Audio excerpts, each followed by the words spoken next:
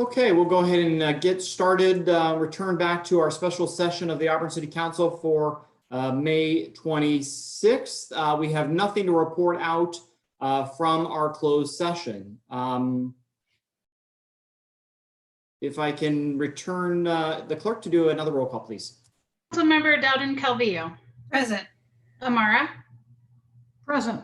Mackey. Here. Oakley. Here. And Mayor Berlant. And I am here. Thank you very much. Let's go ahead and do the Pledge of Allegiance. If you guys will join me. I pledge allegiance to the flag of the United States of America and to the republic for which it stands, one nation, under God, indivisible, with liberty and justice for all. Okay, well, let's go ahead and get started. First item here, we don't have any mayor's accommodations, proclamations, acknowledgements, or announcements, so we will move on to the agenda approval.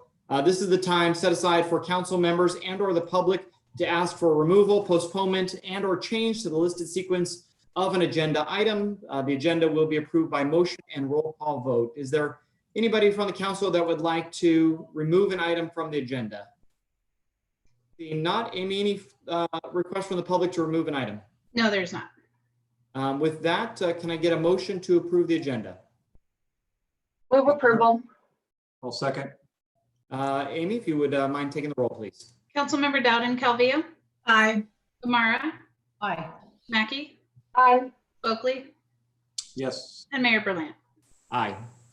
Great. Moving on to the consent calendar. All matters listed on the consent calendar are to be considered routine in nature and will be approved by one blanket motion and a roll call vote. There will be no separate discussions of these items unless a person requests a specific item to be removed from the consent calendar for discussion and separate action. Any items removed will be considered after the motion to approve the consent calendar. Is there any items that any of the council would like to remove?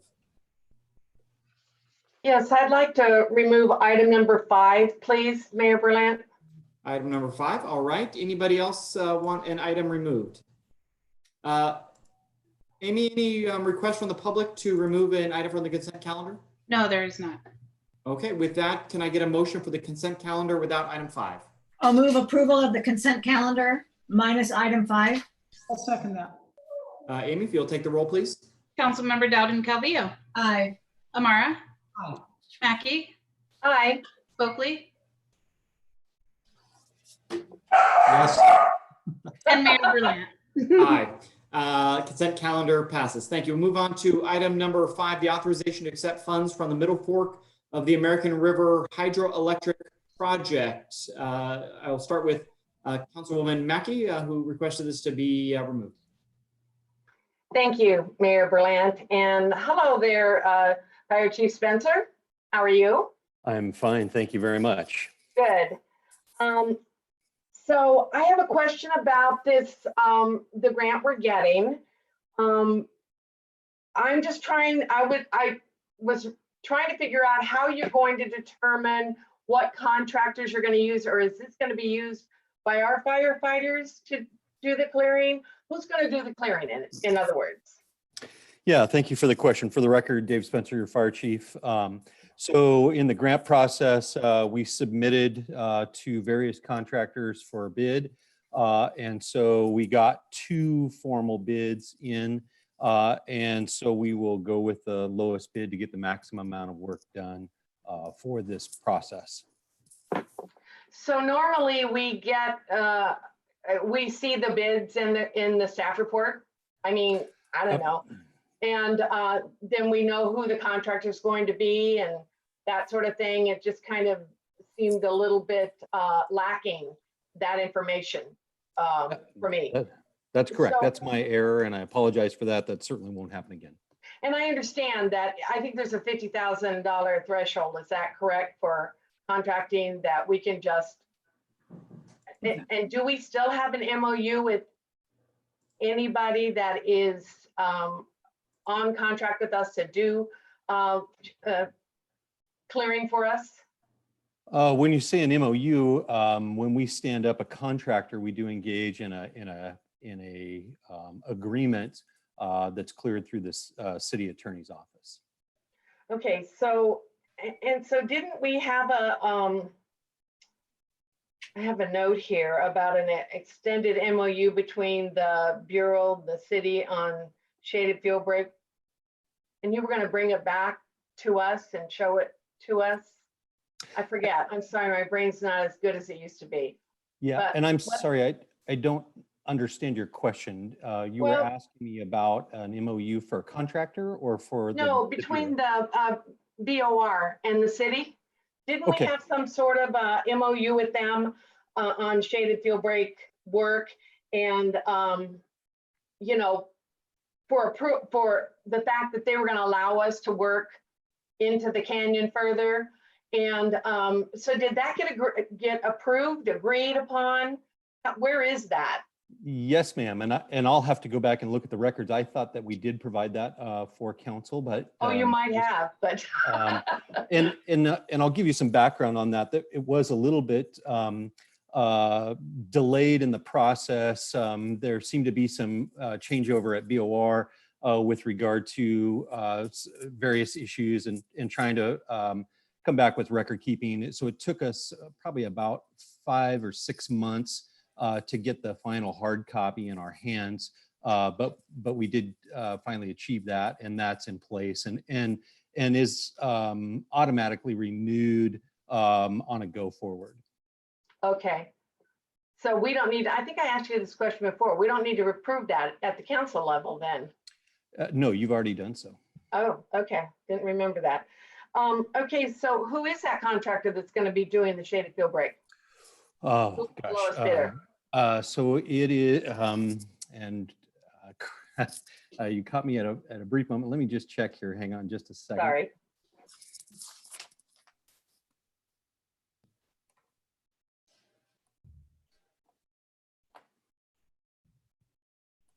Okay, so this contractor will be,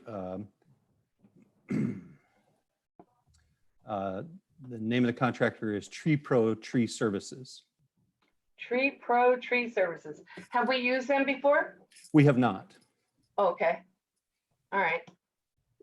So, so they'll be doing $49,500 worth of work, or will it be in concert with some of our firefighters? How will that work? This particular project we will contract out completely. Completely. Okay. All right. That's all the questions I had. Thank you. Okay, so thank you. Go ahead, Councilwoman Amara. Yes, yeah, Dave, I just have some questions. Where is this, the acreage that we'll be doing? Is it in the canyon? Yeah, so we've been working hard to try to take any of the grant funding that we have in addition to the Auburn Shaded Fuel Break grant and marry those two efforts together. So this particular portion, we had been working in the Blackstone area recently, and now we're moving further south below Eagle's Nest. And so we'll try to tie those two projects together. Where is Eagle's Nest? Is that? That's in the south end of Auburn in the Maidu area. And so it's adjacent to the actual shaded fuel break. There are private parcels that are in the area, and they extend down quite far, many cases all the way to the river. And so what we want to do is try to ensure that we're getting the maximum value out of the shaded fuel break as well as private parcels as we connect all of this together. And how much an acre is the bid? Do you have that information? You know, I don't have that in front of me right at the moment. You know how many acres we'll be doing? Approximately 12 to 15. And let me clarify that with regard to cost, when you start talking about complex areas, and this is one of those areas that's complex because of the terrain and access. And so when you get into these areas that aren't easily accessed, the cost goes up, and it just depends on the area. So as you know, we have the water treatment canals that go through some of that area. And so trying to get a heavy equipment across that sometimes is challenging, if at all possible. And so those are some of the things that add complexity to these types of projects. And I would like to make a comment. I don't want to belabor my goat enthusiasm, But I do want to tell you that Kale with ARD got approval from BOR, and now we can utilize goats on BOR land. They are doing all kinds of, they have the hot wires that go around difficult parts. There's oleanders that they've hot wired my roses. So they're approximately $800 to $1,000 an acre. And the goats are going all the way up and down the, they can go down the canyon. I spoke with the contractor, and he said that their goat service can be utilized down in the canyon. And in fact, years ago they used to use goats all over the canyon. So anyway, just a thought. Maybe we can do more acres with less money in the future. So, but anyway, and I know, and I certainly understand if there's some high trees that has to be done. But these goats are working in concert with the sheep, and I've learned a lot. It's quite interesting. So anyway. Right. And I will note that we are actually, RCD will be engaging the goats on the north, a little north of where we stopped at Roby Point as we move forward into that area. And so that will be forthcoming as well as they get into the phase 2 of the shaded fuel break. Thank you. And Councilwoman Amara, just for your knowledge, Eagles Nest is the eastern and southern roads of the Falcons Point neighborhood. Yes, On the south side of. Thank you. Thank Yeah, you. thank you. Councilwoman Calvillo. Yes, so it looks like the total project cost is $130,000. So then, Chief, we're providing the additional $80,000. Is that correct? No, those are funds that we utilize through other grant process, such as the shaded fuel break, and that accounts for the match that goes with this particular Got it. grant. Okay, thank you. And I just want to provide one clarification for Councilmember Mackey and the council. It's up to 40,000 that can be contracted for directly by staff, and above that requires council approval. Any other questions from the council? Okay, hearing none. Any comments from the public, Amy, on this item? No, there is not. I do have one other comment. Now Yeah, that go Jared ahead. made that comment. Yes. So we have to approve the contract over 40,000. Correct. So is the contract for pre-pro tree services, is that 49,500, Dave? Yeah, I'll have to defer to the chief on the total dollar amount because I haven't reviewed the contract, but that's what the municipal code requires. Yes. That is the allotted amount for this particular grant. So what is how much is the contract for pro tree services? At this point, we did do the partial. To your point, we haven't used this contractor before, so we allocated approximately 8 acres to let them go in and show their expertise in the work. They were highly recommended to us by another agency, and so we want to make sure that they're doing and meeting our expectation in the process, and then we'll extend it as well. But neither here nor there. Point taken that needs to come before you. Yeah, okay. So in other words, you'll try them out for a few acres and see how they do, as long as they don't go over $40,000, because you don't really know what they're going to charge us then. No, we've identified the scope of work for what they're going to do for this first phase. So we're phasing it in as we go through this process. And if there's some reason that we feel that they're not meeting our expectations, then we'll spin back and sign another contract. Well, I don't want to belabor this, but I'm still not clear on the fact that if they do $10,000 worth of work or $20,000 worth of work, you can keep having them work until they get up to close to 40,000. Then you have to bring it back to us and ask us permission to let them do any more work. Is that what it is? No, I think the point was well taken that that was my error by not bringing that in front of you for the full cost of the project. And so point taken. And I was simply giving you some of the details of what we're doing with this particular contractor. No, I'm grateful that we're doing it. I'm grateful we have the grant. I certainly don't have anything, I'm not complaining about that. It's just a little bit of the process. I think that we need to be more, we need to be told more about the process And we also need to approve any contracts that are over a certain amount that Yeah. can't be approved by staff. That's the point I'm trying to make. So, Yeah. Understood. Yeah, and the only thing I'm sorry to interrupt. The only thing I would add there is the appropriation of funds and setting aside for a particular purpose and the contracting for a dollar amount might not be the same amount.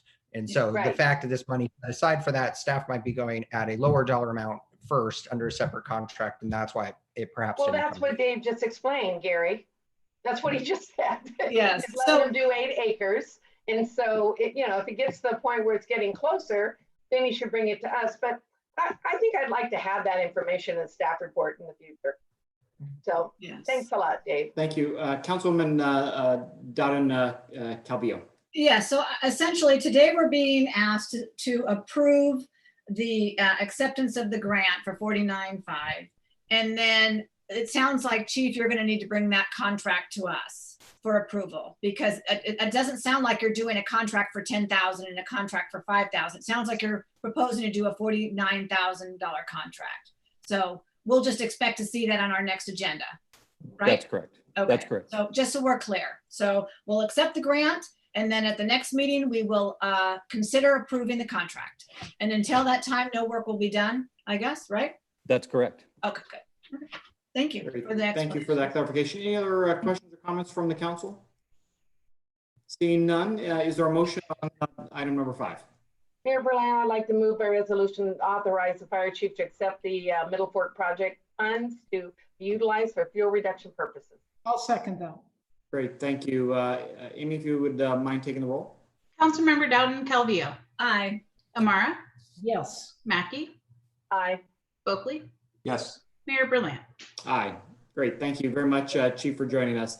Moving on to item number 7. This is public comment. This is the time to provide for the public to speak to the council on an item that is not on the agenda.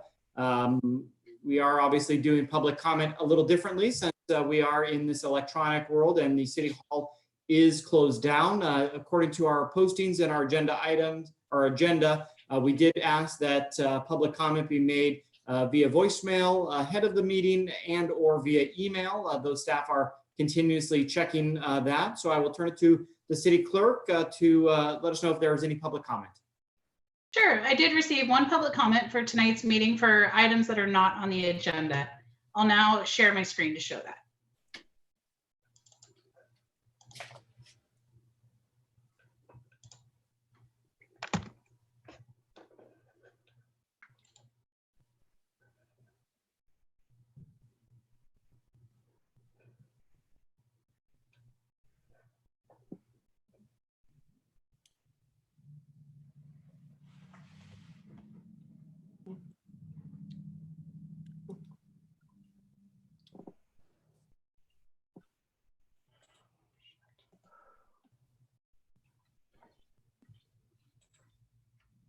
And that's all for this item. I just want to note that public comment was also sent to the council for them to read and is available in my office after this meeting if anyone would like a copy. Thank you very much, Amy. And just for everybody's knowledge, that issue was directed to staff. I do believe staff went out there, mitigated the issue. Obviously, there was additional comments in his comment, but just for everybody's knowledge, the city manager can confirm, but the spill was identified, mitigated, and being handled administratively with the property owner. Is that correct, Bob? That is correct. It was handled as per policy. And I know Chris Chardella is online should you wish any additional information. Okay, thank you very much. Want to make sure to give an opportunity for the council to make any comments on an item not on the agenda. Does any council member have any public comment they'd like to give? Okay, not seeing any. We'll go ahead and move on to item number 8 under council business. This is the establishment of the Sustainability Advisory Committee. I will turn it over to City Manager Bob Richardson to lead the conversation. Bob, you are on mute. What you said sounded great, but we'll let you start over. Yes, Mayor and City Council. On March 9th, the City Council approved a resolution establishing the Sustainability Advisory Committee. Since that time, We've had to postpone any additional actions on this committee just due to our work with the COVID-19 issues. Tonight, it is before you for staff to get additional direction to wrap this issue up in any way that the council sees fit. What we do want to know, are there any changes that the council would desire to the resolution itself? And would they like to move forward with the selection of the committee members? And with that, happy to answer any questions, and we'll take the lead from council. Great, thank you. We'll start with any questions that the council has for city staff. I have a So question. Mara, go ahead. Thank you, Mayor Berlant. Bob, you know, I'm just wondering here, you know, we're setting up a new committee here. So my question is, with other committees, you know, how do we put in our resolution, or what can we put in a resolution? And how do these other committees function such that the city maintains control on direction? You know, it's interesting that if you look at the resolutions that have established or have been updated for each of the different committees and commissions, they're all a little different. And I think it's just really a sign of the times of when they were actually being developed. I think in this particular case, it would probably behoove the council to make sure that this committee functions really very much in the same fashion as all the others. I would expect that they would come forward with all the other committees and commissions prior to budget season, come forward with a work plan for the council to consider and provide direction to. And that would be an annual work plan moving forward. If any funds would be needed, they would be allocated at that point in time, again, during the budget development process.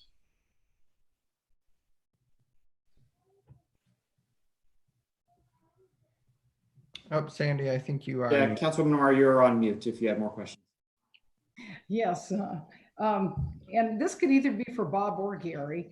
And my question here is, I'm reading in the resolution, the committee shall review and make recommendations to the city council. So is that strong enough so that we're not obligated with anything that they propose or come up with? Is that strong enough language? Does that protect us? Yes. Well, so the language requires them to make a recommendation to the council. The final decision on whether or not to adopt it or to modify it first or to reject it would be up to the council. Okay, and thank you. Bob, did you have anything else? That's perfectly correct. Sorry. Thank you. Any other council members have questions on this item for staff? I don't have questions for staff, but I have comments I'll reserve. Okay, thank you. Appreciate that. We'll go back to any other, yeah, go ahead. Councilwoman Mackey, questions? I just have a couple of questions and I also have comments to make. So Bob, how much time have you spent on this already? Staff time.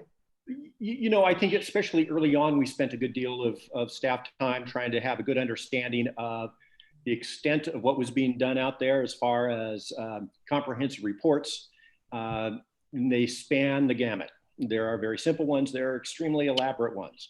And so I think it is really contingent upon the council to have that opportunity to have the discussion to say, what are you really looking for? And to provide good and concise direction to this particular committee so they could fulfill that for you. So a few hours, a few days. I didn't really get a concise answer. With everything that's gone on the last few months, I know. I would imagine a couple of days of work have gone into this in total. Mm-hmm, mm-hmm. So if, you know, so tonight we start the sustainability committee. How do you see staff interacting with the sustainability committee? Would we have a staff member at the meetings? Would we just interact if they came and asked questions? How do you see that working? Because I know with the economic development, quite often the economic development director sat in on the meetings. You were in on the meetings. We had a couple of council members on the meetings, and then some, you know, like the endurance capital, there's never a staff member there. So I'm just curious as to how it would look to you as far as having a staff member interact with this committee. I would probably recommend that, especially over the course of the initial year, that staff would be attending at least a monthly meeting to have a good understanding of where they're going, what they're doing, to help bounce ideas off, talk about the implications of workloads and things like that. I know a few of the members that have applied to be on this committee. They're a smart group of folks. I know they will take to heart whatever constraints the council puts on them. But I think especially for our first year, initial year, until we have a real good understanding of what the work plan is going to be, I'd have a staff member there on a monthly basis. Thank you. That's all my questions for now. Great, thank you. Any other questions from the council? Go ahead, Council Member Swepey. So I'm, again, not sure exactly who best to answer this question, but as the City of Auburn's designee for the SACOG board, I guess my question relates to how much of the climate action plan and the sustainable community strategy that SACOG just adopted for 2020 late last year, how much of that effort for, you know, long range greenhouse gas reductions is duplicative? Is that something that Bob or Menjel can answer? It seems to me like we're putting another committee together, and I expressed in many of the hearings on this item that oftentimes some of our committees kind of get committee fatigue, in that we struggle to get attendance and we struggle to make sure that things are moving forward. I don't doubt, hearing all of the testimony from the folks who are interested in this committee, that they'll hit the ground with vigor. But I guess the state has requirements, and we're required by law to follow those requirements and meet those requirements, and we're tracking to do that. We're certainly a member of the NPO, and we're a part of SACOG, so we're in the program, so to speak. I guess the question I have is, are we asking our residents to double up their efforts for work that's already been done by SACOG staff, for example, when it comes down to greenhouse gas reductions? I'll take the first part of this, and Menjel can jump in as well. You know, I think it behooves us to, if this committee is or when it gets established and moving forward, for us to provide them with the efforts that are currently going on, make sure that we don't duplicate those efforts, and that we can leverage those to the extent possible. And so, yes, we would need to provide a comprehensive report to the committee, make sure that they know what was going on currently, what our plans are, what SACOG's plans are, and how we will interact with them. And I'd like to add that, you know, what we've been doing as far as on the transit side of things, we've adopted the SACOG's Green Means Go initiative for transit green zones. And since that's happened late last year, as you've mentioned, and we kind of went into this little bit of, you know, craziness with the COVID-19, we haven't been able to actually fulfill all of those obligations, in the sense that our transit system is running differently. We're not necessarily running at full capacity. We're not running the routes as we normally would run. But we have things in place. We've already got our green electric buses on site. We're waiting for PG&E to be able to commence work again, so we can get our electric infrastructure put in at the courtyard. So we're working closely and in trying to meet the SACOG's goals. And we anticipate when we return at a full capacity, we'll be able to do that shortly thereafter. Thank you, Bob. Thank you, Menjel. Just a follow-up question for you, Menjel. The transit ridership ballpark percentage decrease since the COVID situation has occurred that we've seen, is it as much as I've seen in other jurisdictions, 70, 80, 90% decline? Surprisingly not. Auburn Transit has, at the initial onset of this thing, we declined rapidly. There was practically no one on the buses, but over the last couple of weeks, I've been discussing with Bob, we've seen a surprising increase. We've seen more people riding our buses than was riding prior to the COVID. So I'm not necessarily sure Wow. what's the correlation there, but yeah, we're anticipating that we're going to go back to a regular service as of July 1st because the need's there. Great, great. And then Menjel, have you been tracking with the state and the recent budget deficit announcement and the Green Means Go program to achieve our 19% GHG reductions regionally, and the risks associated with that project getting funding and us actually being able on a regional level to be able to achieve these goals? Well, the funding mechanisms, the true loss to it, we don't necessarily know as of yet. We're kind of waiting for the end of the year to see what those numbers are going to look like.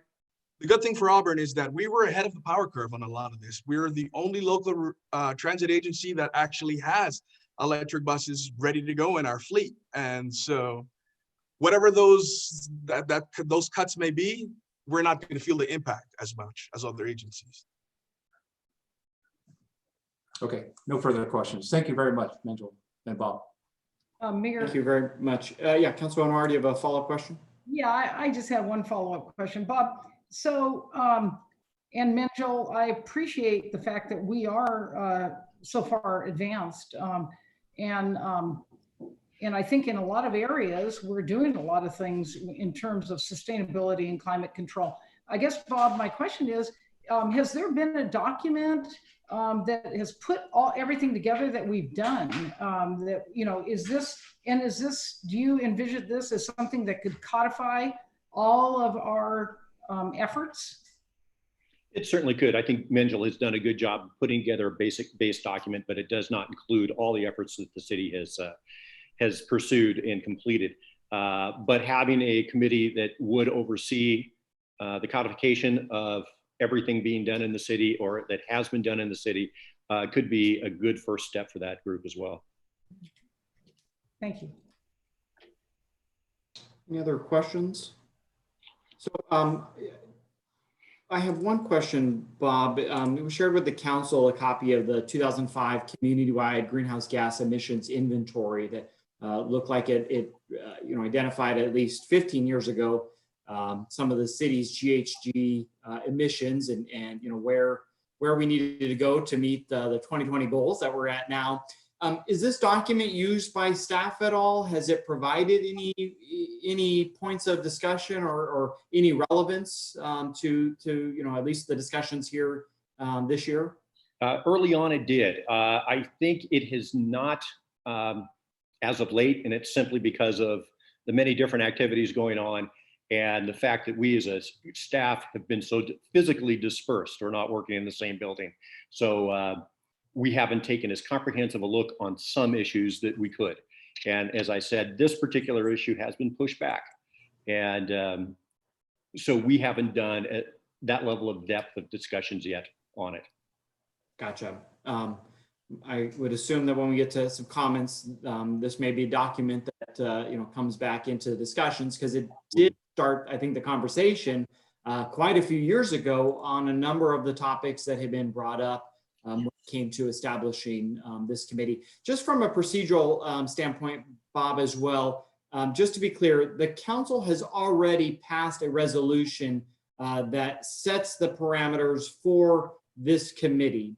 So tonight's discussion from you is a clarification on some of those charges and potentially tweaking it a bit, and then or appointing the members to the committee. Is that correct in the action we're being asked to take?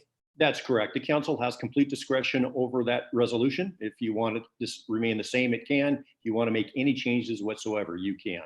So staff is just looking for your direction on that resolution. What would please the council? In addition, how do you want to move forward with the appointment of committee members? And were there any specific next steps or additions to the resolution or even changes to the resolution that you are proposing we make? I just want to make sure that the council is comfortable with what is there, that we can move forward in a direction that you as a group are comfortable with, and that you populate it with the right folks. And this is just coming back to say, are we in the right spot? And do you wish to move forward now? But just kind of coming back a little bit more detail, do you have specific changes to the resolution that was passed on March 9th that you're asking the council tonight to make? I would certainly make a little better clarification that in fact, you won't have all your committees working a simultaneous 4-year term, that will stagger those out. I want to make sure that there's an annual work plan that is submitted to the council, probably May, June timeframe, and that that particular document is their roadmap for the coming year's work. So there was some discussion in a previous meeting, and because it was just a report, we put it to the agenda, moved it to tonight. But there was some discussion as far as whether or not there was meant to be or should be specific sectors that the 5 public members represent. Does staff have a recommendation to the council? You hit on it earlier, and in my research as well, our committees and our commissions vary. So EDC, as was mentioned, has very specific membership to it. Somebody specifically represents the Old Town Business Association. Somebody specifically represents the city residents, and then we have others that are at will. As it sits today, if I'm not mistaken, in the March 9th resolution, the 5 city council members, or excuse me, the 5 city residents are specifically at-large members from the community, correct? That is correct. And just to clarify, in the resolution, it says at-large members from the community. If I'm not mistaken, though, in the appointment bulletin, we specified that they had to be a city resident. Is that correct? And is that consistent with our other committees and commissions? It is. We typically would specify if we allowed someone who is not a resident to participate. It says it in the resolution that they have to be a resident of the city of Auburn, section 4B. 4A, and I say that the term of office for committee, well,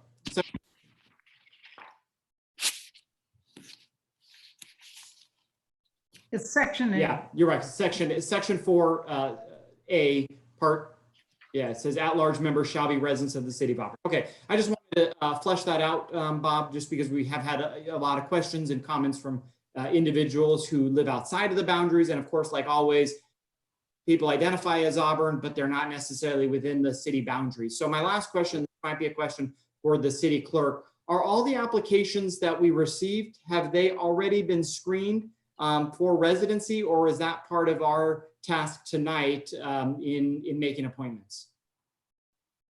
When I received all the applications, I believe there was just one application that was outside the city limits. The rest of them, I just personally checked the addresses and confirmed they were inside the city limits. Okay, great. Thank you. That concludes my questions.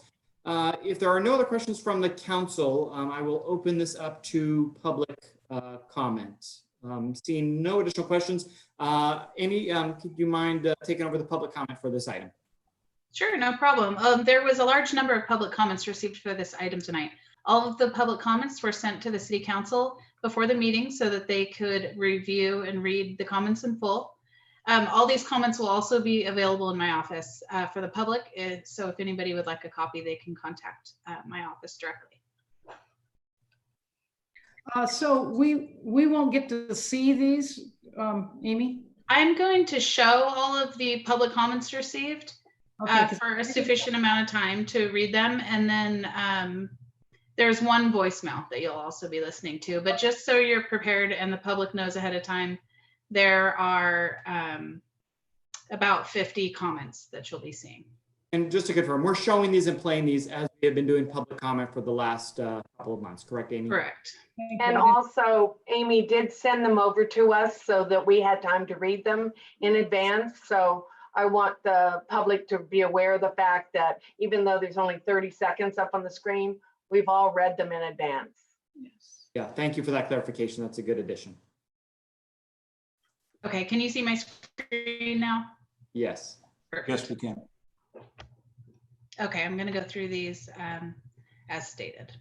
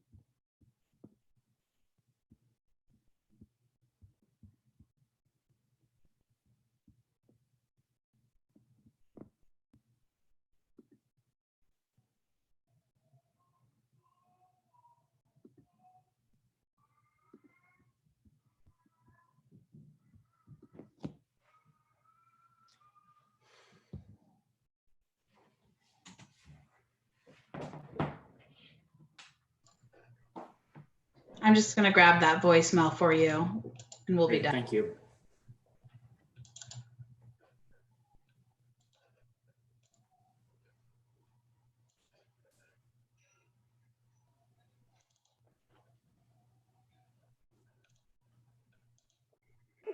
Yes, good afternoon. My name is Tom McPherson, and my wife and I live in Auburn. I was calling to make a comment in support of adopting the Green New Deal resolution committee in support of them. And Auburn, at this point, has the momentum, and at this time we'd like to my wife and I feel we shouldn't at this point lose sight of all the work that we have achieved, and by the many who have worked so hard doing so and getting us there. We support the work taking on this sustainability committee and approve and hope that you take consideration in doing so. Thank you very much. Great, thank you very much, Amy, for that. So bringing it back to the council for discussion, I just wanted to reiterate what the city manager mentioned, looking for clarification should we want to change, again, the scope of the charter and the resolution that was passed, and that is member appointment, whether they're representing a sector or at large, as was previously approved, and second, an annual work plan, adding in the requirement for an annual work plan that would be submitted to the council in the spring summer months. Bob, before we open up for comments, did I capture that correctly? Yes, sir, you did. Okay, great. So with that, I'd like to go ahead and open up for comments. Councilwoman Amar, looks like you are raring to go. Go ahead. No, I just think you missed, I think someone mentioned staggered terms. Someone wanted that. So anyway, I guess my question would be, before I comment, or maybe I'll give a question and a comment. I'd like to maybe ask Gary after, if we get to that level, or if everybody's in agreement, how we could, revise our resolution so that we can go forward, or is there some way of having staggered terms so that we can go forward, number one, and number two, the work plan, is there a way to incorporate that, or is it already more or less incorporated? And then I'm not sure what the desire of the council is with regard to identifying particular sectors. I haven't heard that. I don't know if we need to do that, or if you would, Mayor Berlant, would like to hear my comments, I'd be happy to do that. And if I could just clarify, but you can give your comments. If I could just clarify, my notes did say member appointment, and I mentioned the staggering, the sectors, but the specific conversation was about staggering them as well. And I believe, don't have the resolution right up in front of me at the moment, I believe the initial resolution staggered them by 1 month. And I think there was some discussion in some previous conversations about spreading that out. So to try to re-summarize for Bob, what he's requesting is the member appointment details, term dates, as well as sectors that they would represent. So hopefully, Councilwoman Amar, that clarifies that. Did you have a question, or go ahead? This is comments, so you can go ahead and continue. Oh, well, okay, then I will continue, and I'm open to work out some details to make everyone's comfort level better. But I just want to emphasize that, first of all, thank all those people that gave input. I want to thank them for being caring. That was amazing. And, if we were in normal days, we would be hearing each one of them come to the podium. So thank you for taking the time, everyone. I do appreciate that. It shows real concern and care. And with that, I guess my biggest point I want to make here is that, as a city council member, our most important role is to seek help and expertise from our citizens. especially with issues that we're facing now, we want input. That's why we have various volunteer committees. We have, economic development, the Arts Commission, Endurance, Transient Local Force, the Transient Homeless Task Force, and several others. So we want to facilitate community involvement. It strengthens our city and it invests our citizens in promoting our future as a vibrant city. I feel that the formation of the Sustainability Advisory Committee is an opportunity for our city to utilize these highly qualified volunteers to help further our goals, which are encouraged by the state and which include, as best I can see in this, is that there's opportunities here to create jobs, create revenue, obtain grants related to sustainability and the environment. And so, what are some of the advantages? I look to myself in my life. Obviously, some advantages are health benefits to our citizens of Auburn. It takes pressure off the city manager and the staff and utilizes, whoops, sorry. We have the goats behind us and my dog is utilizes the committee volunteers and that's a great benefit. As I indicated earlier, there's more grants, cost-saving tools, which would allow the city significant energy-saving cost and even generate some revenue. In terms of the formation, on March 9th, the city approved the formation of the Sustainability Advisory Committee and the purpose and recommendation. And I'm reading off the resolution. Number 1, the availability of funding for the city to pursue goals and programs related to sustainability and the environment. That's their directive. I wouldn't think anyone would have an issue with that. That's obviously a real advantage. Number 2, create, implement, and maintain a climate action plan. I want to emphasize with respect to this plan, it's a set of general recommendations and it's not a mandate. It's not regulatory. It will allow us to codify all the great work our city manager and staff has done in the past and what we aspire to do in the future and put it into one comprehensive document. Have we done it? Yes, we did. It should be noted that in 2012, I was thrilled to see that there was a community action plan that was created. This can be utilized and incorporated and updated. The city staff has been attempting to follow this plan to the best of their ability, but then we heard from the manager that it fell by the wayside. You have a group here that wants to revive it. What an opportunity. So as I stated, the new community action plan would incorporate previous plan and highlight the successes that we've had in the past. Since a community action plan, there are only recommendations. There's no financial burden that, any financial burden that will be excessive, obviously can be rejected by the city. I want to emphasize that. The resolution says it's simply an advisory committee and they make recommendations.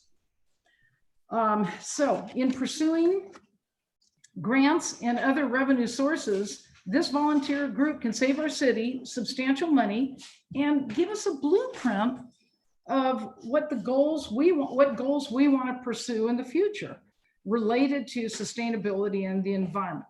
It has been pointed out that this document can actually streamline CEQA review process by eliminating the need for individual developers to conduct greenhouse gas emissions analysis during their CEQA review. So thereby saving significant cost to developers.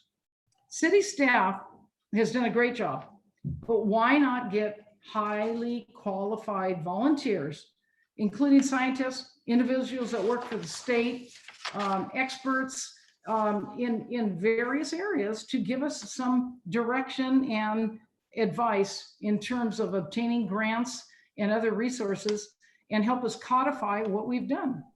It's been over 2.5 months.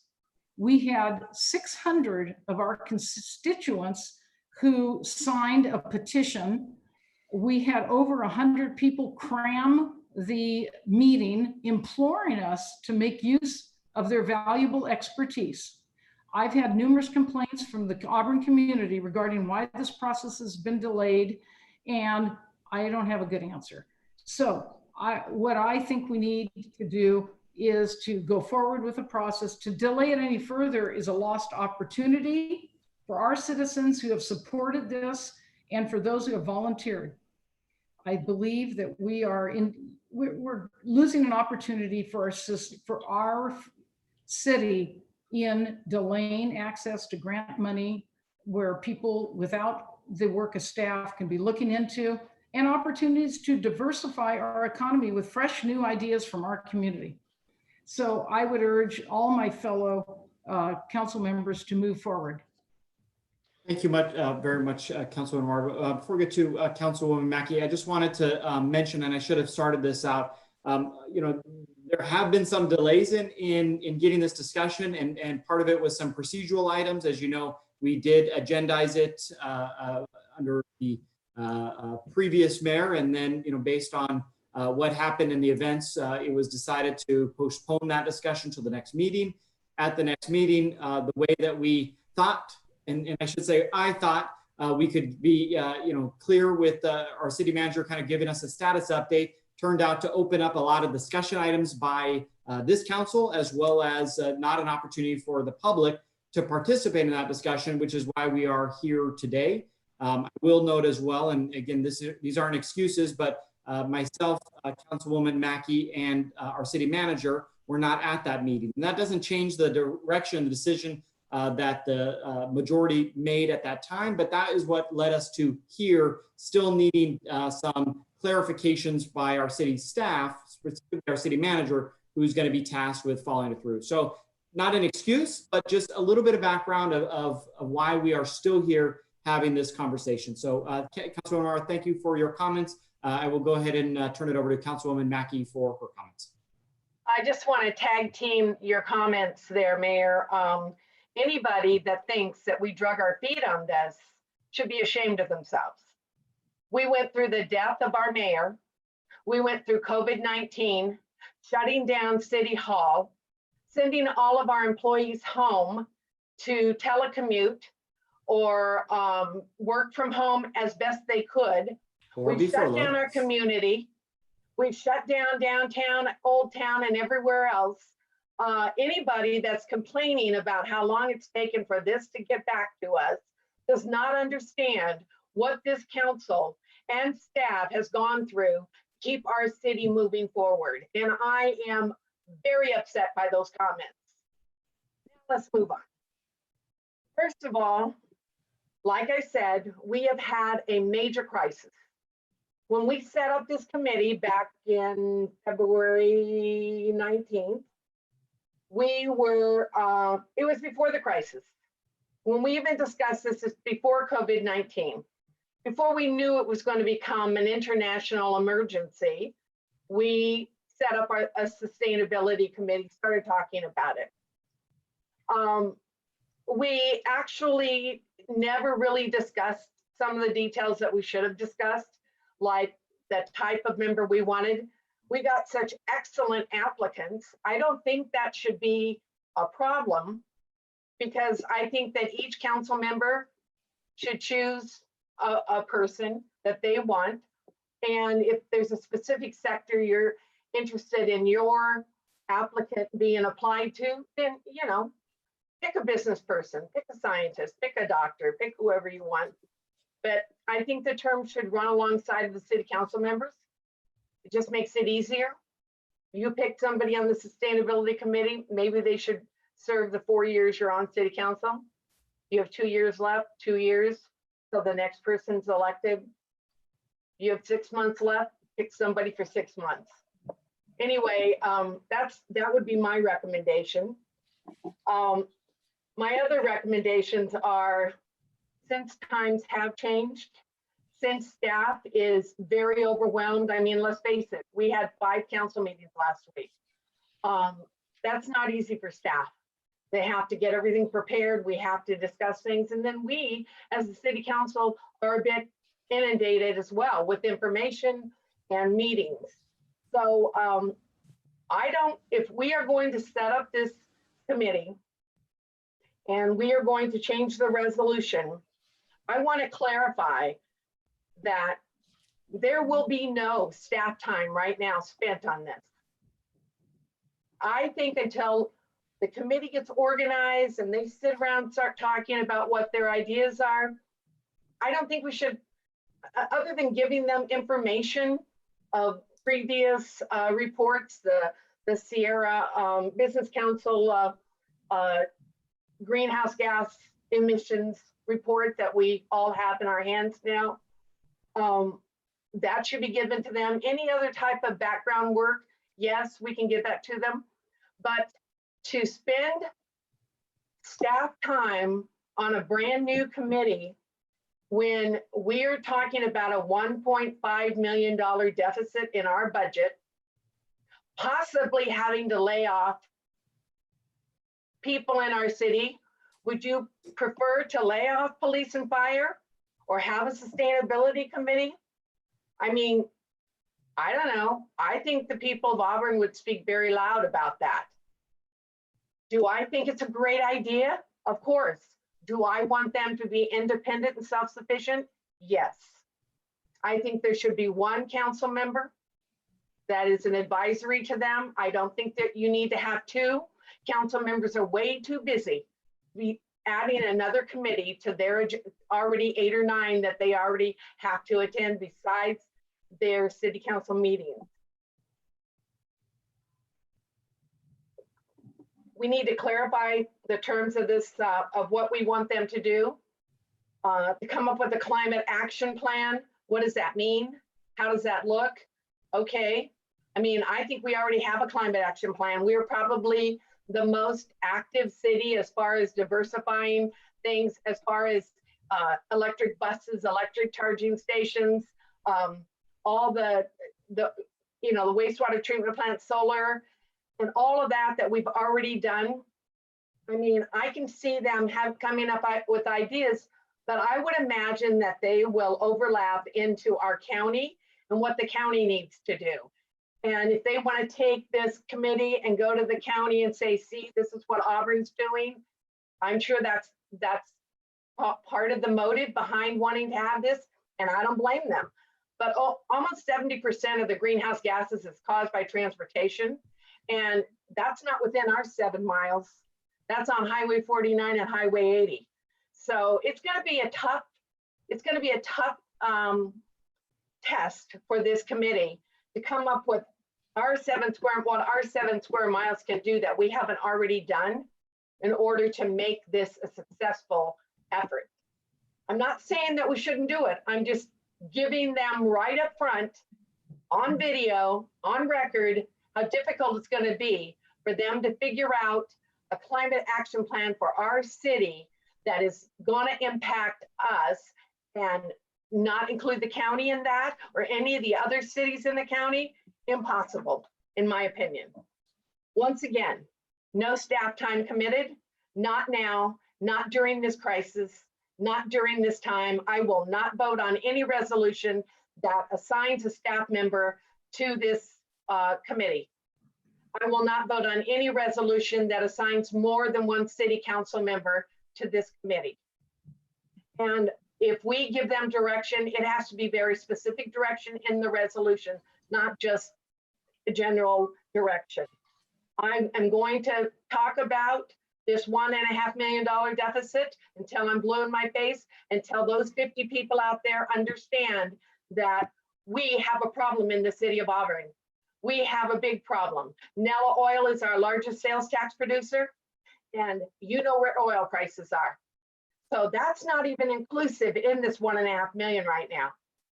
So I would recommend that if we're going to pass this resolution, we be very specific about what we are going to say in it and what their charge is. Thank you. Councilwoman Mackey. Councilwoman Dowden Calvillo. Thank you very much, Mr. Mayor and members of the council, my colleagues now, I can say. Thank you, Councilmember Mackey, for your comments. I do share concern with regards to devoting staff time during this pandemic. We are in a true pandemic, and we are clearly subject to a significant shortfall, financial shortfall. So we do need to be very cautious and very conscientious with our efforts. With that said, I had the opportunity to work on AB 32, which many of the proponents for this Sustainability Committee know what it is, when I worked for Governor Arnold Schwarzenegger as Chief Deputy Cabinet Secretary. So I know firsthand of the benefits of sustainability and climate change and so forth. So with that said, as we can do under the Brown Act, I have spoken with one other council member. I'm sure that he will also have his own comments, but we have put together some proposed amendments to the establishing resolution that actually addresses a few of the comments, Member Mackey, that you had addressed. We looked at membership, we looked at the tasks. We really tried to make this committee palatable during this time. Again, our priority truly needs to be on response and recovery for COVID. And that means getting out of our financial crises. And that's truly what our primary focus needs to be. But I also recognize that this council has taken action with regards to the Sustainability Committee, and that it's important as well. And there are ways that you can utilize public funding, state and federal, to help us further any potential goals in that area. So I would not want to forego any potential funding. So with that said, I have actually forwarded the proposed amendments to our city clerk. And Madam Clerk, if you'll please share your screen with the proposed amendments. Okay, so what I've done here is truly, I'm trying to clarify this committee and make it so that it's something that can function on its own without a tremendous amount of staff effort. So I clarified one of the whereases, and you can read this. And of course, if there's questions, please let me know. But I'm just clarifying. We can go up, and I apologize for the awkwardness of this, but the clerk will go ahead and scroll down a little bit. Again, this is just clarifying.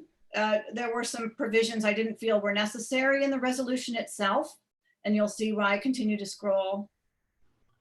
So here essentially are the tasks that and again, Councilman Spokley will speak as well, but we had talked about, these are the specific tasks that we saw the commission or the committee doing. Creating an inventory of actions that were taken by the city of Auburn since 2012 in an effort to promote and achieve sustainability, including the reduction of greenhouse gas emissions. Now, it sounds like from our transportation expert that we already have some of this documentation pulled together. So it may just be a little bit of extra information that needs to be included. Now, I picked 2012 because that was the date of the Sierra Business Council's report, actually, that we received a copy of that. That was the that basically established our greenhouse gas base number for 2005. So I was looking from since 2012, since that report was produced. Then they would create an inventory of action taken, including the adoption of sustainability plans by other jurisdictions within Placer County, including Placer County. We know that Placer County recently, I believe it was in February, adopted a sustainability plan, and I'm confident that there are aspects of that plan that we can actually incorporate into our own practices. There may be other jurisdictions within the county that have also taken action, and I think that it would behoove us to obtain as much information as possible from our sister agencies. Also, including the data from B, they would then make recommendations as to how sustainability can be improved within the city. So those would be, again, just recommendations based on the data they obtain. They may have some ideas on that. And then also to identify and recommend available external funding sources for such sustainability improvements. There was a big discussion in the past about how much money is available for projects that are supportive of sustainability. And so absolutely we would be remiss not to take advantage of the expertise from those that would serve to know what those funds are and to be able to go out and get them. Again, sustainability can, I agree, be economical, and it can result in cost savings. And so where we can do that, it would be great. I have deleted the creation, implementation, and maintenance of a local climate action plan for the city. I believe that that is for a larger discussion at another time when we're not in a pandemic. That can be a very complicated document. And again, I believe that it would, in order to have something that would be really sustainable, staff would need to spend time on. And again, we're in a pandemic. We can't afford that particular luxury. With regards to the committee makeup, basically, I had initially changed it to 5 and put it back at 7. I'm recommending, and again, Councilmember Spokley, 1 council member. And again, here, I'm looking for the stakeholders to be represented on this committee, because I feel that as a council member, any recommendation that comes to me, I want to know what all stakeholders, how they feel about this. And I don't want to waste time taking a document and then having to send it out for further review from stakeholders. I'd like the stakeholders to be involved from the get-go. Everybody brings a specific expertise to the table, additional references, opportunities, and so forth. So I'm suggesting 1 member representing the Environmental Protection Organization, 1 member who's representing transportation pollution control within the Auburn community, 1 member representing agriculture or light manufacturing or industrial use, I apologize for the typo, within the Auburn community, 1 member representing the Auburn business community, and 2 at-large members from the community who would reside within the city limits. So that they would need to be within the city limits, but the representation from air pollution and the others would be from the Auburn community. Those are the recommendations on the actual makeup of the committee. I did not address the specific terms of the committee members because I believe that initially the city manager addressed that in his recommendation for appointment several meetings back, where he talked about staggered terms. But certainly we could put that in here as well, but that wasn't something, again, I thought that since we addressed that in the staff report, we could make that, we could actually stagger their terms when appointments were made. Let's see if we can scroll down. I don't know if that was the, let me check and see, I have my hard copy here. And yes, so that was the extent of my suggested comments. I would also recommend, and Madam Clerk, can you please scroll up to, yes, to a little bit further to where the, yes, right here, stop. I have, thank you very much. So under, I would actually add another item for E, which would be the proposed work plan that would be submitted to the city every June, by June 30th of each year. So I would have a subsection E that would state an annual work plan submitted to the council by June 30th. So yeah, that's it. So in any event, those are my recommended changes. I feel that with these changes, we can certainly achieve the objectives that were communicated throughout this entire process, that we can be fiscally prudent because we absolutely must be. We can still capitalize on experts to help guide us through this process. And we can hopefully capitalize on additional funding that might be available to us. And we definitely need to be doing more of that, identifying funding. So with that said, I certainly entertain questions and additional comment, but those are the proposed changes at this time. Great, thank you. Why don't we allow Council Member Spokley to make his comments, and then why don't we circle back then to the changes to the resolution and questions to that resolution if we could. So if there's nothing else, Councilwoman Dowden Calvi, I'll go ahead and turn to Council Member Spokley. Yes. Thank you. Thank you very much, Mr. Mayor. I need to start out making sure that my opinions are kind of crystal clear with respect to a term that keeps coming up in some of the comments that we're getting from the public. This idea of the Green New Deal. I don't want any uncertain or any confusion with the constituents who elected me. I am completely not in support of the Green New Deal. So where we can divide environmental issues from this Green New Deal, yes, I'll listen, and I'm supportive of that for sure. But we had a number of comments that came in from, it was said, constituents that were talking about the city's adoption of the Green New Deal ordinance. And I, for one, will never support that. I'm not in support of that. So I just want to make sure we're clear with all of our folks who submitted. We have 58 comments. And I want to make sure they all understand where I'm at. It was mentioned by Councilwoman Amara that we had 600 constituents sign a petition. Just tonight, for example, we had 58 submittals under public comment for this item. There were 3 of which who identified as Auburn residents and that were verifiable. There were 8 who were who admitted that they lived in Meta Vista, other areas, but 37 were unknown.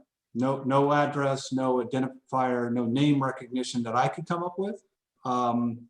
So that speaks volumes to me. What we're talking about doing here is dedicating staff resources to create a committee. We're talking about potentially at some point, at least the way the original resolution was approved, we were talking about creating a local climate action plan, a CAP, and the CEQA that goes along with it. And I don't even know how much that costs.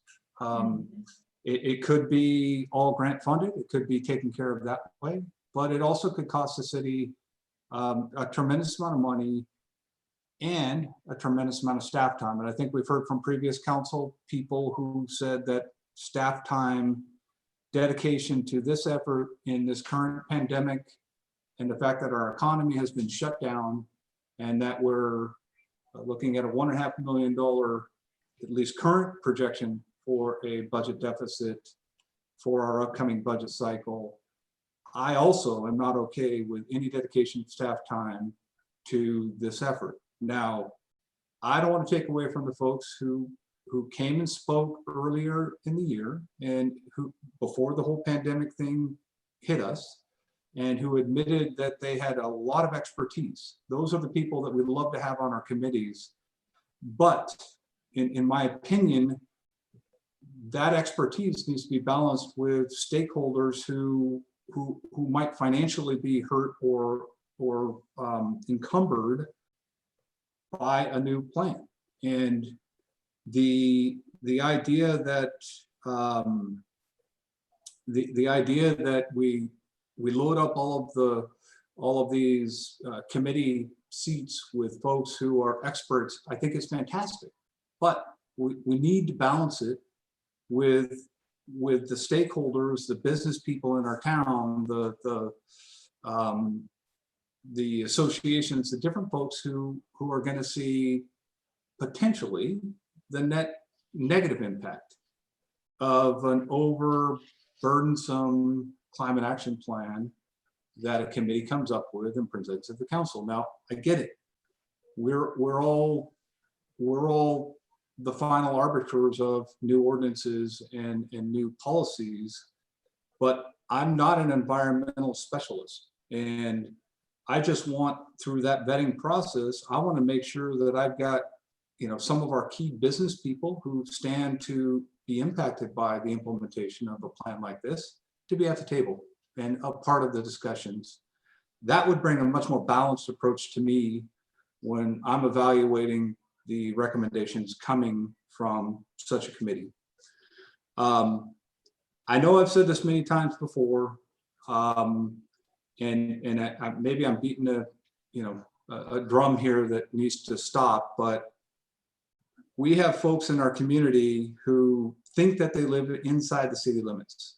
And while I mentioned that we have, you know, 3 residents that I could confirm, we have 8 non-residents that self-confirmed, and 37 unknowns.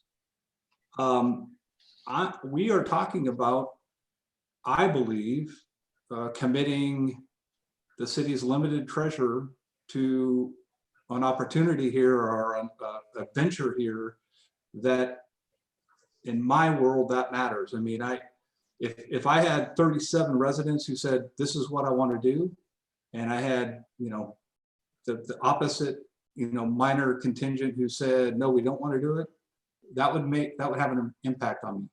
And I'm concerned that we've got folks, and I get it, and I'm going to get all kinds of emails. I understand that this climate action plan affects the world. It doesn't just affect the city limits of Auburn. However, we're talking about spending money in the city limits.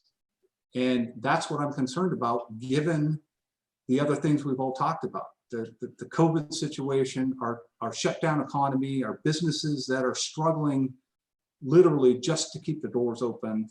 I'm worried about the situation that this might create without a well-balanced panel of stakeholders and committee members. I agree, and I worked with Councilwoman Calvillo on the different section updates, and I think they make sense to me. We passed a resolution.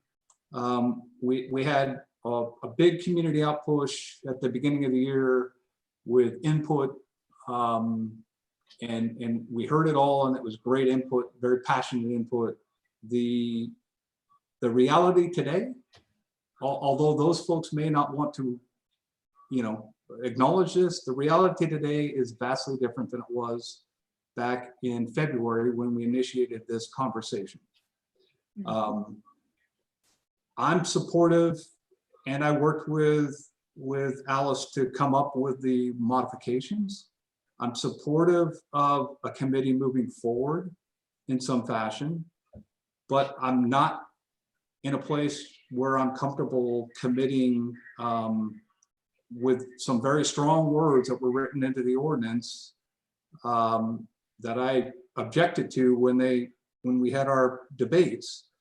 But I'm not comfortable with those, and I think that it's prudent for us to go back through and do a revision or a revamping of this ordinance. I'm not losing sight that the city of Auburn and the previous councils and the employees of Auburn have all done a great job taking advantage of various opportunities that help us reduce our carbon footprint. I drove a Prius for 12 years. I drive an electric car now. I get it, and I'm completely on board with it.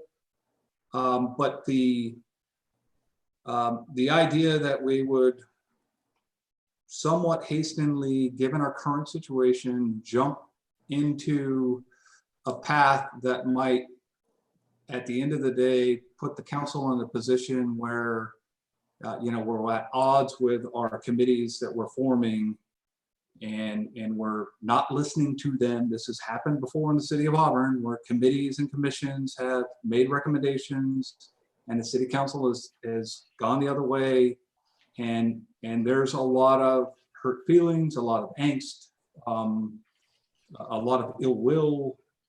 I'm just trying to avoid that here. Again, I think this committee can do some good things.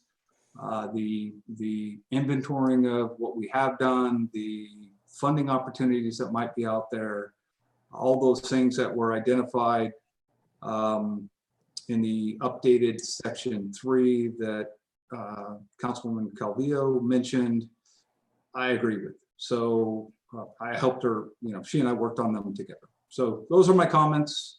Certainly happy to answer any questions as well. Great, thank you very much, Councilmember Spokely. I will wrap up my comments, and then we can circle back to the draft resolution and hear the will of the group. I definitely continue to be very supportive of us moving forward, doing everything we can to do our part. While small little Auburn, there are things we should continue to do. And some of them were already listed here tonight.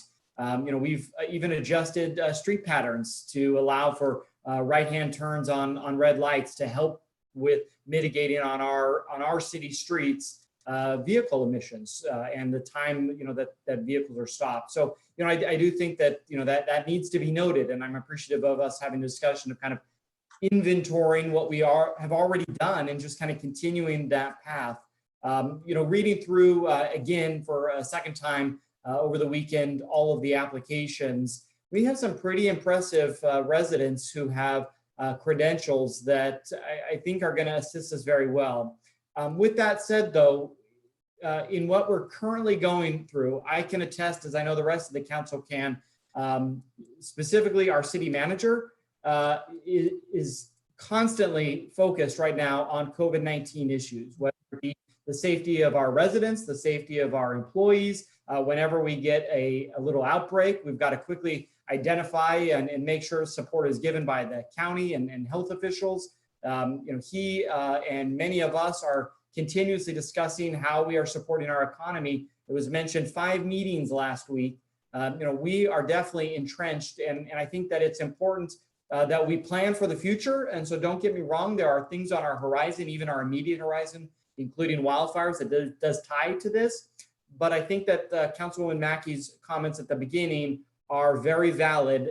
And I believe if we go back and listen to the minutes from the first discussion of this from former Mayor Kirby, who brought forward this item to establish a committee, I don't believe his intent was ever to have city staff spend time doing it. And it's already been noted that time has been spent to kind of get it off the ground.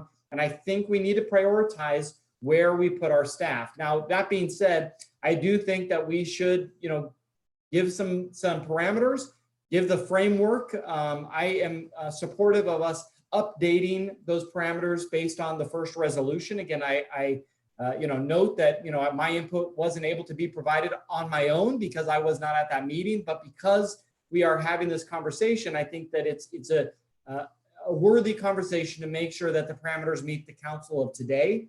As the reflection is different than it was when this originally was brought to us, and more importantly, representative of all 5 of us who unfortunately were not at that meeting as city staff. But I do think we need to move forward. We need to get going. We need to, let these great volunteers use that momentum and move forward. So very supportive of us continuing on the path, and I hope that we can come to some quick resolution tonight. So I won't belabor the point any further than. So I will, though, bring it back to Councilwoman Dowden Calvillo to, well, let me rephrase that. I see you have questions, so I'll let you ask your question or make your comment, but then I'd like to open it up to the remainder council for any clarifications on the resolution recommendation that she and council member Spokley have brought forward. So real quick, Councilwoman Dowden Calvillo, did you have a quick comment? Yes, I did. Thank you, Mr. Mayor. The intent truly is, if it's the council's pleasure, would be to revise the establishing resolution tonight and then go back. And I appreciate that people have already spent time to apply, but if this resolution is revised, then we would go back and advertise so that we can specifically ask individuals to self-identify which group they're representing. I think that would only be prudent.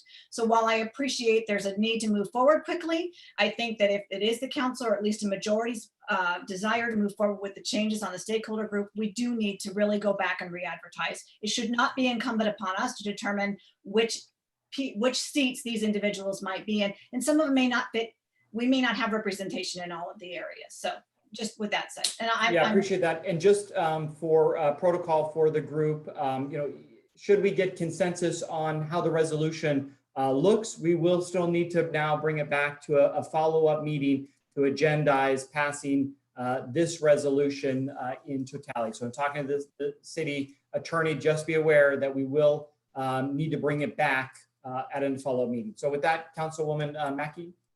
I just have a couple of questions of Alice.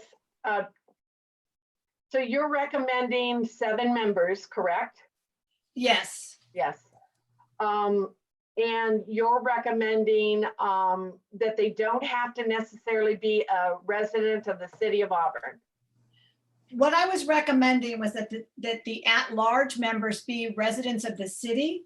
But because you were we were suggesting to ask for representation from, for example, transportation and pollution control, we may not have someone that is in that field that lives in the city. I don't know. Or someone that maybe we have a business representative at the,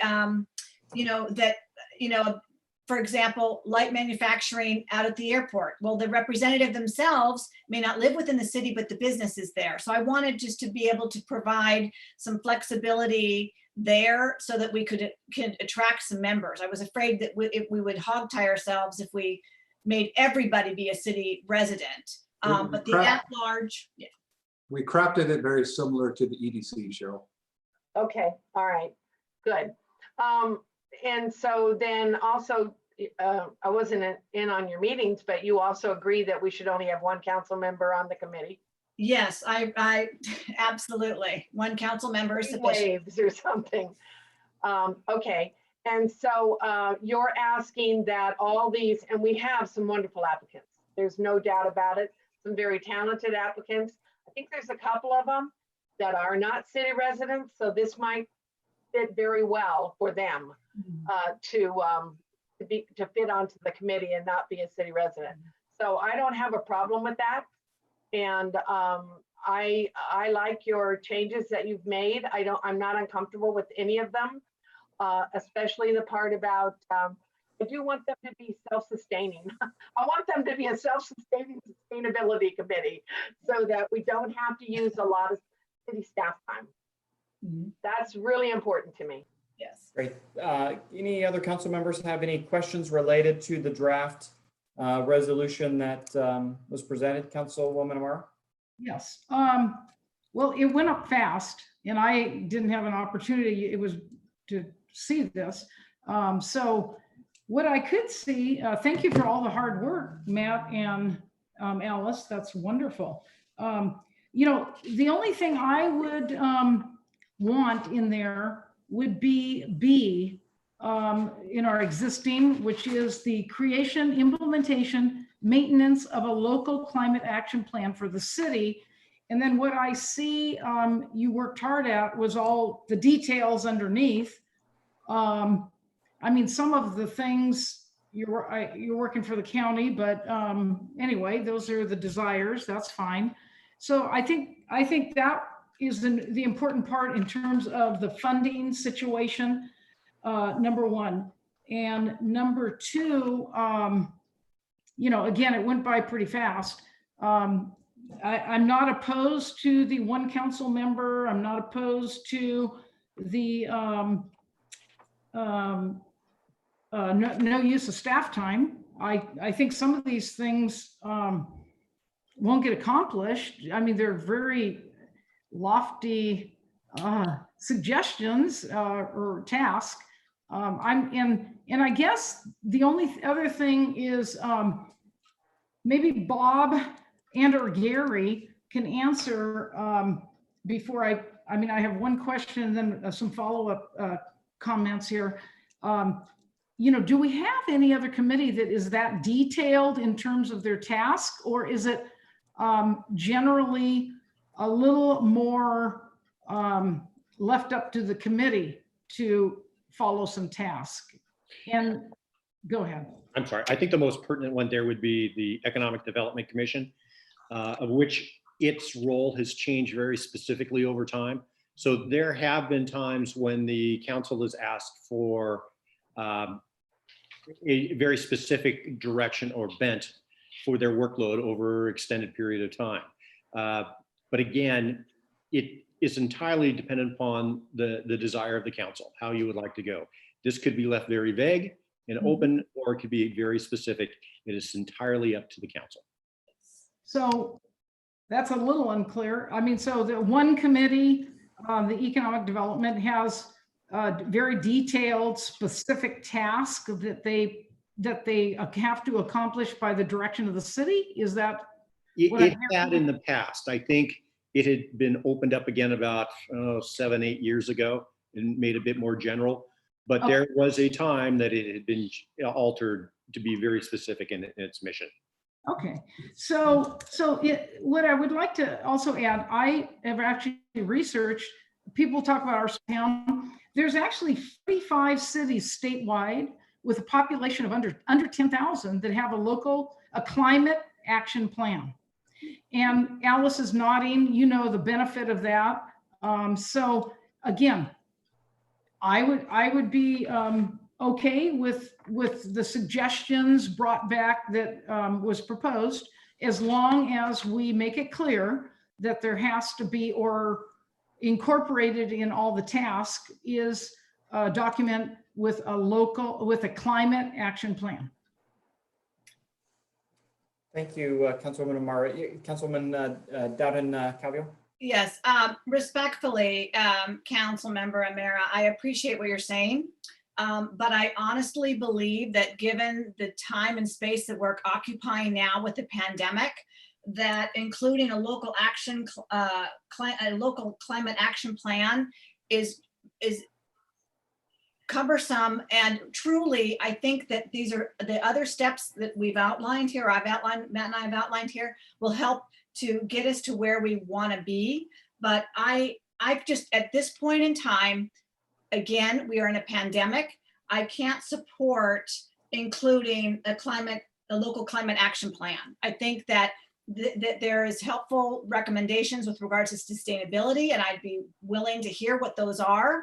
And the other issue is, you have to remember, there still is a point that says any other matters related to sustainability in the environment as directed by the council. So you still have that ultimatum that someday down the road, the council can then actually ask the committee to develop that plan. But for the purposes of the committee today, I honestly, I cannot in good faith support that at this time. Well, I think, you know, and I appreciate what you indicated, but I guess you're not understanding that from my perspective and from the resolution, and Gary or Bob can correct me if I'm wrong, it doesn't indicate that it'll cost anything. I'm not, and you know what, that is condescending to say that people who came forward and who want to be on this committee are not understanding the current situation. I think that's horribly rude. And I don't know if you— I'm not at all saying that at all. I don't know if you said it, somebody might have. I did not. Okay, because they do understand more than you know. Anyway, so my point here is, what is your objection? What is the objection? We need a climate, not a local climate action plan. We need a climate action plan, CAP. It's very important to get funding. It's very important for grants. It's important for us to move forward with regard to revenue sources. So that's it. If it costs money, we reject it. So we just need that document. And again, the document, let them give it a try. What is the harm? It can only benefit us. I feel as I mentioned, you know, where I'm coming from, and again, I'm one of five. Alice, interrupting me right now. I'm sorry. Yeah, I'd like to finish because, you know, I've agreed that if you want to put in all those details, great. I've agreed to everything, but again, I have to stand firm on this one thing. And you haven't articulated how it can cost money. I've agreed there should not be staff time other than what Councilwoman Mackey said, providing documents. So I'm at a loss. I think you're handcuffing opportunities for these people to put something together that can benefit Auburn. And I'm sorry that you know, that you feel that way. That's one item that I am going to have to be insistent on. If I could open up to the other council members to see their thoughts on, and before I get to Councilwoman Mackey, on either the CAP and or what the city manager at the beginning requested, which was a work plan, and to see, just what the thoughts are in those two items. So Councilwoman Mackey, go ahead. I really want Amy to put the corrections and the changes back up on the screen again so that we can discuss them one by one. So, Madam Clerk, can you scroll down, please? Or I think you want to talk about the tasks, correct, Councilmember Yes. Mackey? Yes. Yes. So, Madam Clerk, if you can continue to scroll down to section 3, right here. Stop. That's perfect. Thank you very much. So, the tasks begin here. You can take a look at them. Okay, so what Sandy is asking is that, and you were going to add another one to this, Alice, were you not? Yes, I was going to add a subsection E, which was an annual work plan shall be presented to the city council every June 30th. So By would June that 30th. be the same as a climate action plan? No, the annual work plan would be harder. the work plan, and this again is what our city manager had recommended, was just basically outlines what they'll be doing that year. So it might be, for example, And funding needs. and funding needs, exactly. Oh, I see. Okay. So it basically provides a framework for what they'll be doing, but what they're going to be doing is outlined in the provisions above.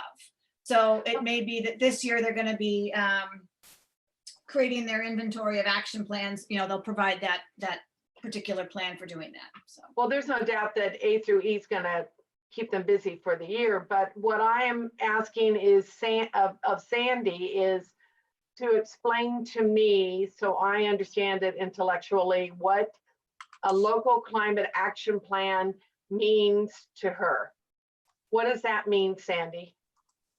So, Cheryl, it's not a local, it's CAP, Climate Action Plan. And a climate action plan is a document that provides it's basic, it's what we created in 2012. And I'm sure you looked at that.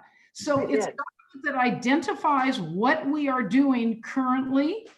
And that can be done by many of these items that were recommended by Alice and Matt.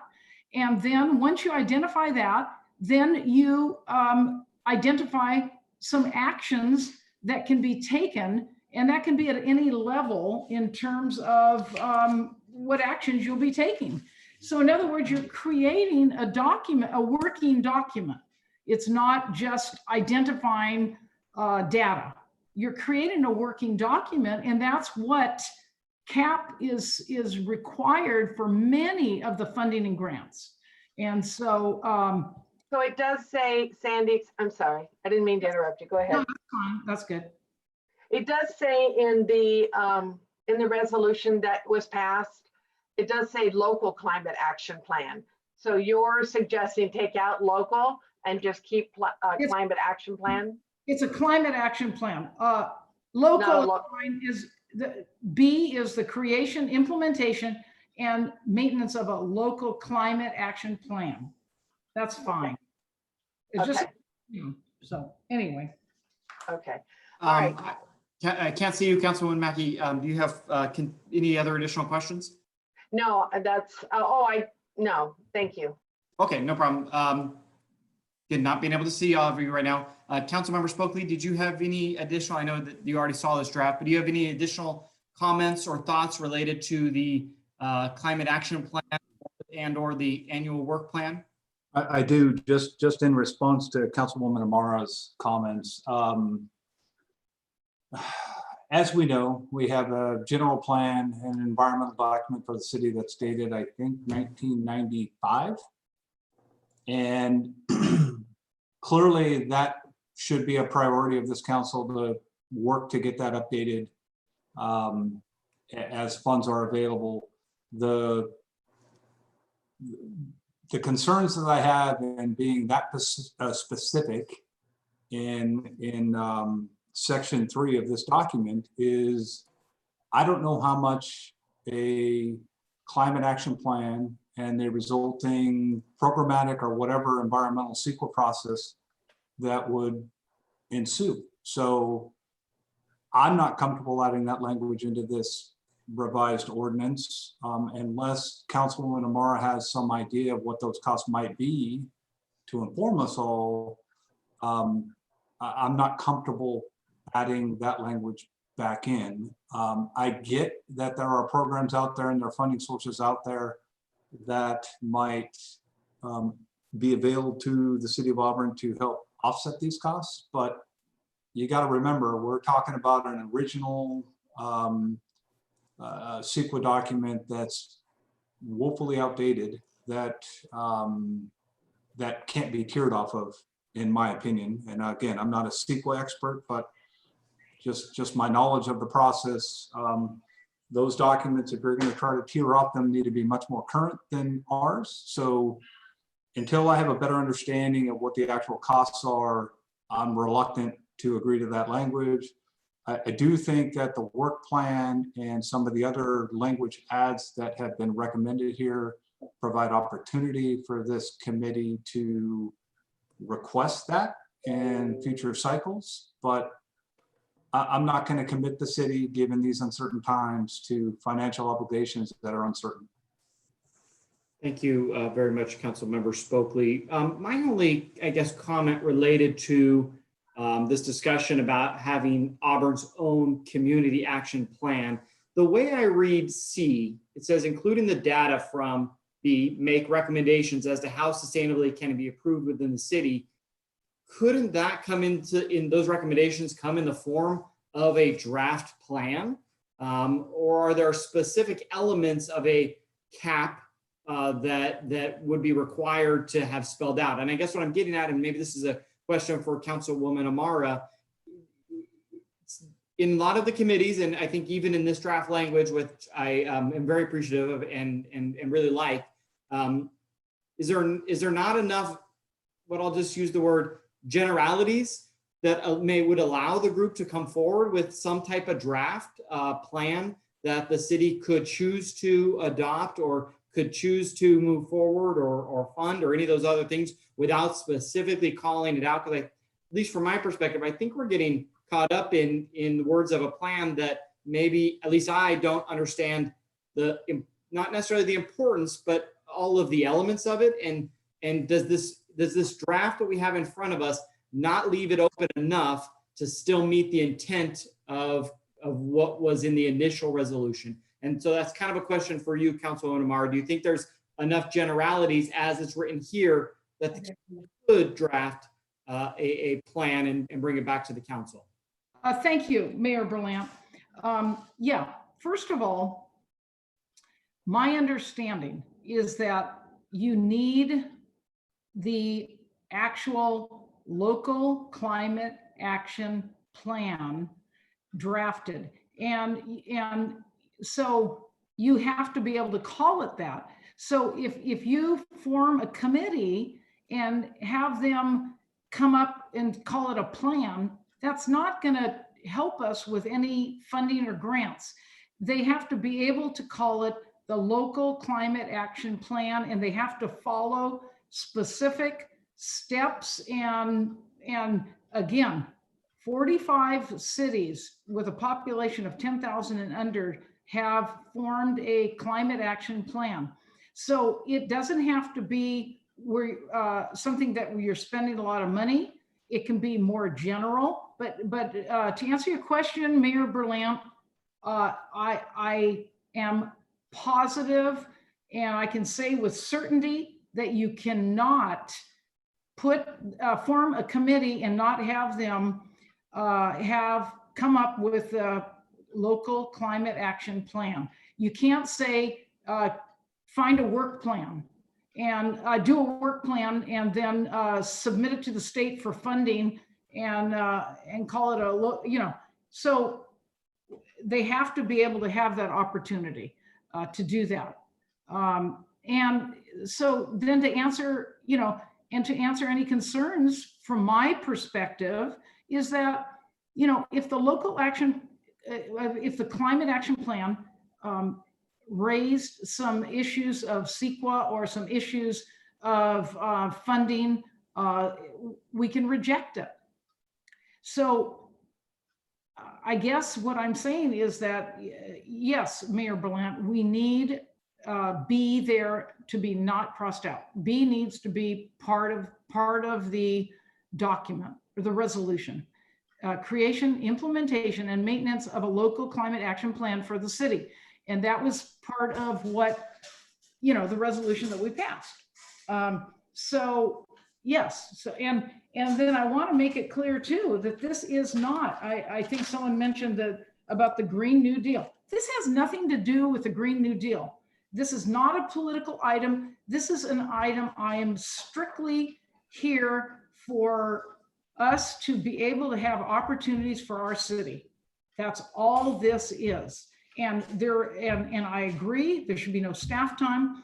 I agree that we need to move forward with a lot of these suggestions are wonderful.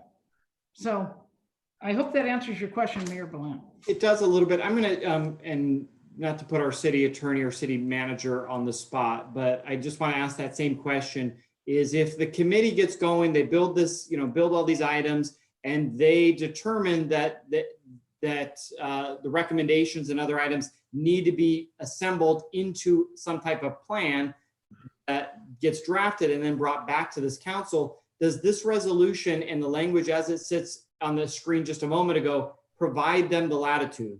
I mean, I guess unless it's that they couldn't, my question is, why couldn't they do something that brings it back to the council for approval? It certainly could be brought up in their work plan as the next year's work. I think with some of the current concerns being expressed, possibly one of their first year's efforts is to truly analyze the scope of what such a document would require and what associated costs there would be and any grant funds to support that. And I think that completely falls within the realm of consideration for the committee. Okay, thank you. I appreciate that. I personally, my opinion, I think we're mincing words here, and I think we need to, keep this moving. And I think that if I think the charge and the need is there, but I guess from my perspective, there is vague enough that we still meet the intent of what the original resolution said by not specifically saying they cannot do it. Councilwoman Amar, what I'm just trying to get at is just how we continue to move this forward in the best kind of consensus that we can get, even if it doesn't spell out specifically CAP in it. But go ahead. I'd like to ask Gary that question, our attorney. So the way that I read the revisions that were up on the screen proposed by Alice and Matt, it wouldn't prohibit the council in the future from directing them to do a local climate action plan, and wouldn't prohibit them from doing it in the future, because any other matters related to sustainability is directed by the city council. They could also include that within a work plan, as the city manager suggested going forward. It wouldn't be specifically called out in this, so it wouldn't be necessarily included in what they do though. Is that your question?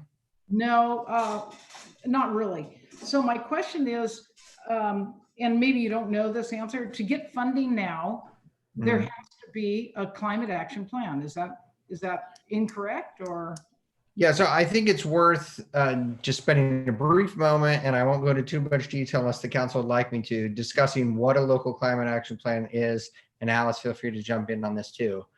CARB has issued a scoping plan for things to consider when you're doing a local climate action plan.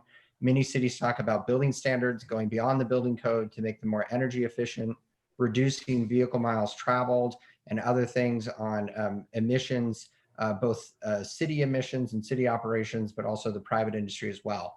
A separate question is if the council wants that local climate action plan to be used as tiering as part of the CEQA process, then it must include very specific things. And there's 8 elements of things that need to be included in that. There also needs to be environmental review for that document in order to be used as a tiering document later on for CEQA. In terms of funding and sources, I think, yes, there's probably certain funds available from the state that are only available if it meets certain requirements that are within the CARB scoping plan and other requirements that are set by the state. There's possible that there would be funding from other sources as well that wouldn't necessarily be tied to those specific requirements. So I think it depends a little bit on where funding's coming from and what the city intends to use the document for later on. So, sorry. So Gary, so the scoping plan, can that be done in such a way that it would not cost the city any money? I mean, can they generate a plan such that, or have you ever been privy to such a document where they do a scoping plan and it does not cost the city any money? So when you say part of it is triggering CEQA and an environmental review has to be done, is that something that would cost the city any money? So yes, a CEQA review will cost the city money. And so if the purpose of the document is to be used for tiering later on as a CEQA document, it would need itself to go through CEQA, which would require a CEQA analysis either by staff, likely by an outside consultant to come in and actually do that analysis and provide the background for it. In terms of whether or not it would cost money for the city, I think it probably will be some staff time involved, surely. And typically the plans will set a baseline for what emissions are today, where they're projected to go, and then a series of actions that can be taken at different times to reach some projected reduced level over time. So if you receive a base level, you can reach back and do a base level of several years in the past. The state of California does that. You can set your base level and then say in 10, 15, 20 years, here's where the city expects to be. In order to keep it at some lower level, certain things will need to be done. That's generally speaking what the plan would do. You don't have to have a scoping plan as part of your climate action plan. Well, I don't know if you have to have it. CARB has a scoping plan for what they think you should consider when you're adopting these plans. Yes. Yes. Yeah. So trying to just keep this item moving. Go ahead, Councilmember Swokely. Comment too. Oh, I think you're muted. I think you're muted, Matt. I hate when that happens. Thank you, Mr. Mayor. Gary, based on your understanding of the SACOG MTP SCS, the Sustainable Community Strategy, is that document in compliance, at least based on the projections and the goals of that document with this CARB guideline that you're talking about? Well, and I have to apologize because I'm not as familiar with the SCOG document that you're referring to. So I would have to familiarize myself with that before answering that question. All right, fair enough. I'm going to suggest that it is, because we just adopted it after 2 years of working on it through SACOG. It was, Sandy, you mentioned the separation between the Green New Deal and what we're doing here tonight. 12 of the public comments mentioned that were sent to us tonight, 12 of them reference the Green New Deal, which is why I brought that up. Just so again, I'm clear with everybody on this council, I don't want to have anything to do, I don't want the city of Auburn to have anything to do with the Green New Deal. So that's why I brought it up. 12 of the comments came in, either specifically referenced the Green New Deal or secondarily referenced the Green New Deal. That's why I brought it up. I don't think that's on for discussion today, Matt, though. No, it's not, but I brought it up, you commented on it. I just wanted to make sure you understood why I commented on it. That's all I have.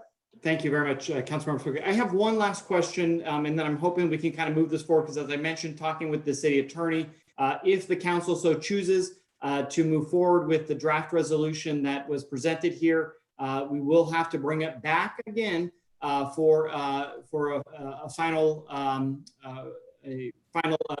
adoption. But the biggest piece that we haven't really discussed is we did have 14 members, and I think we've all mentioned the fact that they're highly qualified, a lot of good credentials. But based on the recommendation, if this resolution is to move forward to the next meeting, is the intent for having the specific sectors that we would reopen the application period? Is it that, and with the question, is the intent, what is the intent with the 14 applicants that already applied? So I would ask the Councilwoman Dowden Calvillo to just based on your proposal, what you're suggesting, what were your thoughts? Thank you, Mr. Mayor. Yes, I think that we would need to go back and re-advertise once the resolution was revised formally. Those individuals have already taken time to provide their applications to us. Certainly could have them roll over and we can hold them over. The problem is that we won't know which category they're applying for or which category they would fit. So I'm sure that our clerk could hold them over and or they could submit a new application, and I apologize for that. I also recognize that right now we have a suspension on activities for all commissions. So while this is taking a little bit of time, the council with regards to COVID has already suspended all efforts of all commissions except for Planning Commission. So they can't get to work right now anyway. So I appreciate there's a delay, but we're really not delaying anything because it's a hurry up and wait. We have not lifted that suspension of any committee activities at this time. So yes, go back and re-advertise and ask individuals to self-certify which seat they would be occupying. That would be the most appropriate action. Okay, Councilmember Spokley and then Councilwoman Mackey, go ahead. You're on mute again, Councilmember Spokley. Matt. You're on mute. Sorry again. I got a dog that barks every once in a while. I apologize, everybody. I just want to clarify, of the 14 applicants that have submitted, there's at least one who's not within the city of Auburn city limits. So there needs to be clarification, I think, for all of these applicants who spent the time to put these applications together. If they're at large members and they're outside the city limits, are we or are we not going to allow them to serve on this committee? I mean, we owe it to them to clarify this. This gentleman was very confident that he lived in the city of limits, but he doesn't, and that's fine. But are we going to require them to be in the city limits or not? We need to let the applicants know, because one of them, of the 14, is not in the city limits. There might be more. I'm only aware of one. Alice addressed that issue for me a while, an hour ago. Go ahead, the answer Alice. was yes, correct? The proposal Yes, the is that they yes. are city residents. Yes, it specifically states that the at-large members would be City of Auburn residents. So it's very clear, and that the City of Auburn has legal boundaries. And if your address is not within the legal boundaries, then you don't reside within the City of Auburn, regardless of whether or not you feel that you do. Or, I mean, a lot of us are not me, but there are. But if the Postmaster General says my address is whatever night, that's not I'm if not it's sure not to within Auburn. the legal, if it's not within the legal city limits. I understand. I get it, but But I'm saying to anybody who may be listening out there, that they need to be able to demonstrate they live within the city limits in the legal boundaries.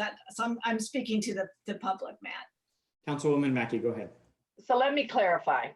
We're going to bring this back in a couple of weeks with 7 members. We're going to have the applicants give us new applications, or the same ones. They could just maybe email their same application and say whether they are or aren't a city resident, what categories they would fit in.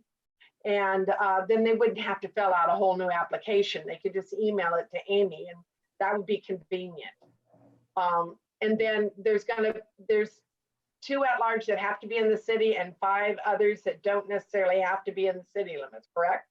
3, because the city council member obviously would need to be in the city limits. So you have 2 at-large and the 1 city council member. But I think that wait a second. You said there were 7 members on the committee, so I'm confused. yes, and 1 is a council member. Oh, okay. So there's just 6. There's 4. There are 6 members and 1 city council member. Okay. All right. 4 can live outside of the city limits then?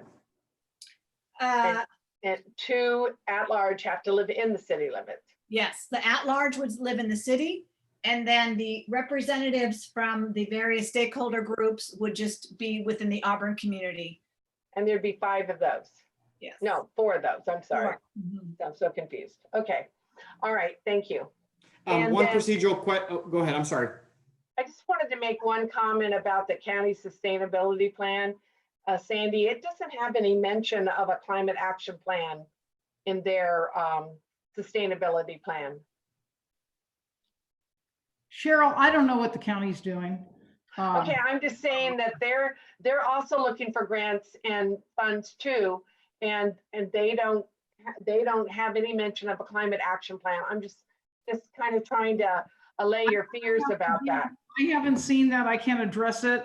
I can certainly ask some people that I know for the county and see if they have one somewhere. You can just go online. I've got it on my computer right now. Okay, so Yeah. with regard to the, again, I can't see, what are the, so you're saying 2 at large that have to live in the city is the proposed idea, is that correct? And then 5 stakeholders? Madam Clerk, would you please put the mock-up up again, please? And it's in section 4. Yes, thank you. So it would be comprised of 7, 1 city council member, 1 member representing an environmental protection organization, 1 member representing transportation or pollution control within the Auburn community. And actually, if you scroll up again, I would actually put the environmental protection organization within the Auburn community also. That was an oversight. You're trying to. Yeah, I would, that was just an oversight. Sorry about that. So that it's consistent. Then you would have 1 member who's representing agriculture or light manufacturing or industrial use within the Auburn community. And then 1 member representing the Auburn business community. And then the 2 at-large members that would reside in the city of Auburn, Auburn city limits. So we would actually be opening it up to some non-city residents. We would be asking that they're within the Auburn community. So if you come in with a Sacramento address, that's not the Auburn community, right? So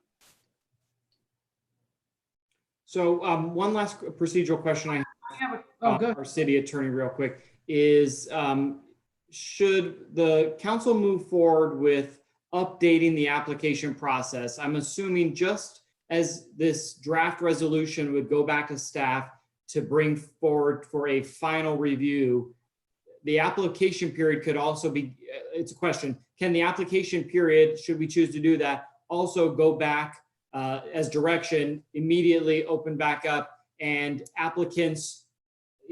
new applicants could be then considered at our June 7th meeting along with the resolution in lieu of doing this new resolution June 7th and then opening up applications. The 2 can be done in tandem, correct, Gary? I don't think we should. I'm sorry. But I understand that. I just want to understand from the city attorney procedurally, can that be done? Gary, you are on mute though. So here's my turn to do it. So I think you probably can advertise and select people for this and have them submit applications. The risk, of course, is that you haven't created a committee that actually has this number of people on it yet. That committee doesn't exist. And so there's always a possibility that the composition changes, the mission changes, or the council decides to take some different direction at the next meeting, and you will have received applications for a committee that doesn't look like this, possibly. So I'm just being candid about what the risk is. I think you can solicit applications for this, but perhaps Amy should include in the invitation or the solicitation if the committee is formed or some other thing to make it clear that you're still to take final action on who will be included on it for those who are applying. Thank you for that. But just to be clear, the committee is formed, right? We've already passed a resolution that formed with 7 members. It would be adjusting the sectors and the representation of those 7 members. Well, right. Except that when folks applied, they were applying for a committee that was made up of a certain number of people for certain qualifications, and it was at-large members. And now they're applying for a committee that has different requirements that technically doesn't exist yet. Okay. No, thank you for that. Just wanted to at least address. We've had a lot of discussion. We can keep discussing it, but I just wanted to see if there is, at least some direction that the majority of the council wants to go, because it sounds like unless we give direction as requested by the city manager tonight, if we change this resolution, it is going to have to come back regardless of what we do to the membership to our June 7th meeting. So I'm ready to make a motion, Mr. Mayor. Go ahead. Wait, I'd like a more discussion. We can we have discussion on the procedurally, we can take a motion, we can take a second. I can call for comments based on that before we call a vote. So if I can clarify too, I'm not sure that a motion is required for this. This direction. Just direction to staff, and this will come back for your final decision at the next meeting. I would like to make a motion. I appreciate it may not be necessary, but for the purposes of the discussion, I would like to make a motion, and I'm ready, Mr. Mayor, if you'll allow it. Yeah, go ahead. Thank you very much. I will move that we send the proposed revisions to staff for formalization into a resolution for council consideration at our next meeting, and that we do not advertise for appointments until the resolution has been revised. Okay, is there a second? Second. Okay, we have a motion on the floor. Councilwoman Amara, you had made comment that you'd like to make comment on. Well, yeah. Quite honestly, I think we've really gutted the whole thing, the whole purpose. We haven't listened to any of these people that came forward. I don't think we're listening at all by what we are proposing. I've been saying over and over, and I think people that have commented, and yes, Matt, a few live outside the city. Now you want people outside the city. So, these people have stepped up to be part of a committee where we had a resolution. We've gutted that. You won't add the climate action plan verbiage, and for reasons I don't know. Again, anything we come up with can be rejected, but we need the verbiage, number one. Number two, we've gutted the whole opportunity. All these people that applied now may not be interested, number one. Number two, they may not be qualified. It's the momentum is unbelievable. The stopping of this momentum is just unbelievable. And it's disappointing that we are at this point making such a commotion out of something that is the intent is only to have volunteers help. And I'm very disappointed, and I cannot vote. And if you want to pretend like you're honoring these people that are coming forward to volunteer, have at it. But again, for me, it's important to have the climate action plan and to have at large and to go with the applicant pool we have. If we want to have someone from the business association, add them in. If we want to have someone from the airport or whatever other place, let them apply and put them in. But we're talking out of two sides of our mouth too. First, we're saying you got to be part of the city. Then we're saying, but other people can be outside the city. We're having these people work on Placer County jurisdiction. So I just can't be a part of that. So. Thank you, Councilwoman Amara. Real quick, the city clerk has notified me that we do have some public comment on this discussion. So I'm going to go ahead and open it up to public comment.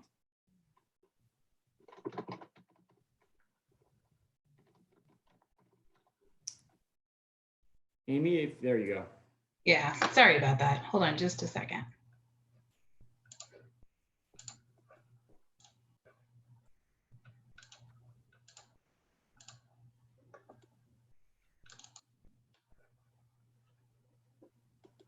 You can see this one? Yes. Okay. This was just received a few minutes ago.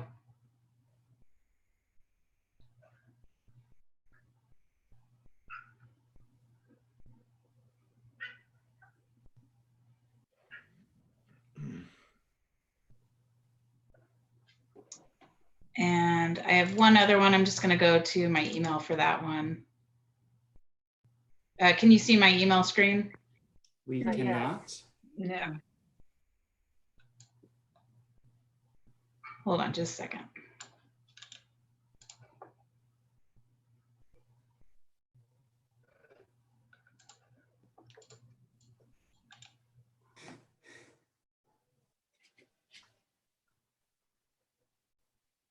This is an additional comment from Kelsey Craig, I believe her name is. She's one of your applicants. Yeah. I'll start up here.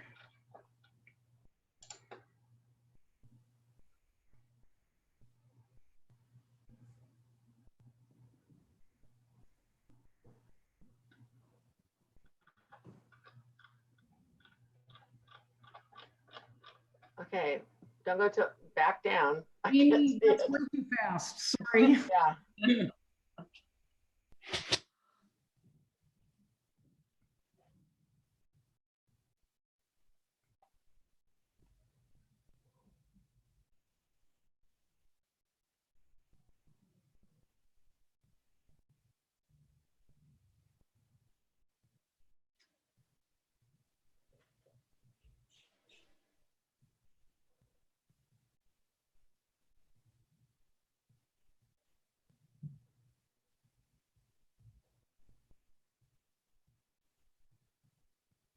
Really, just has her name at the bottom.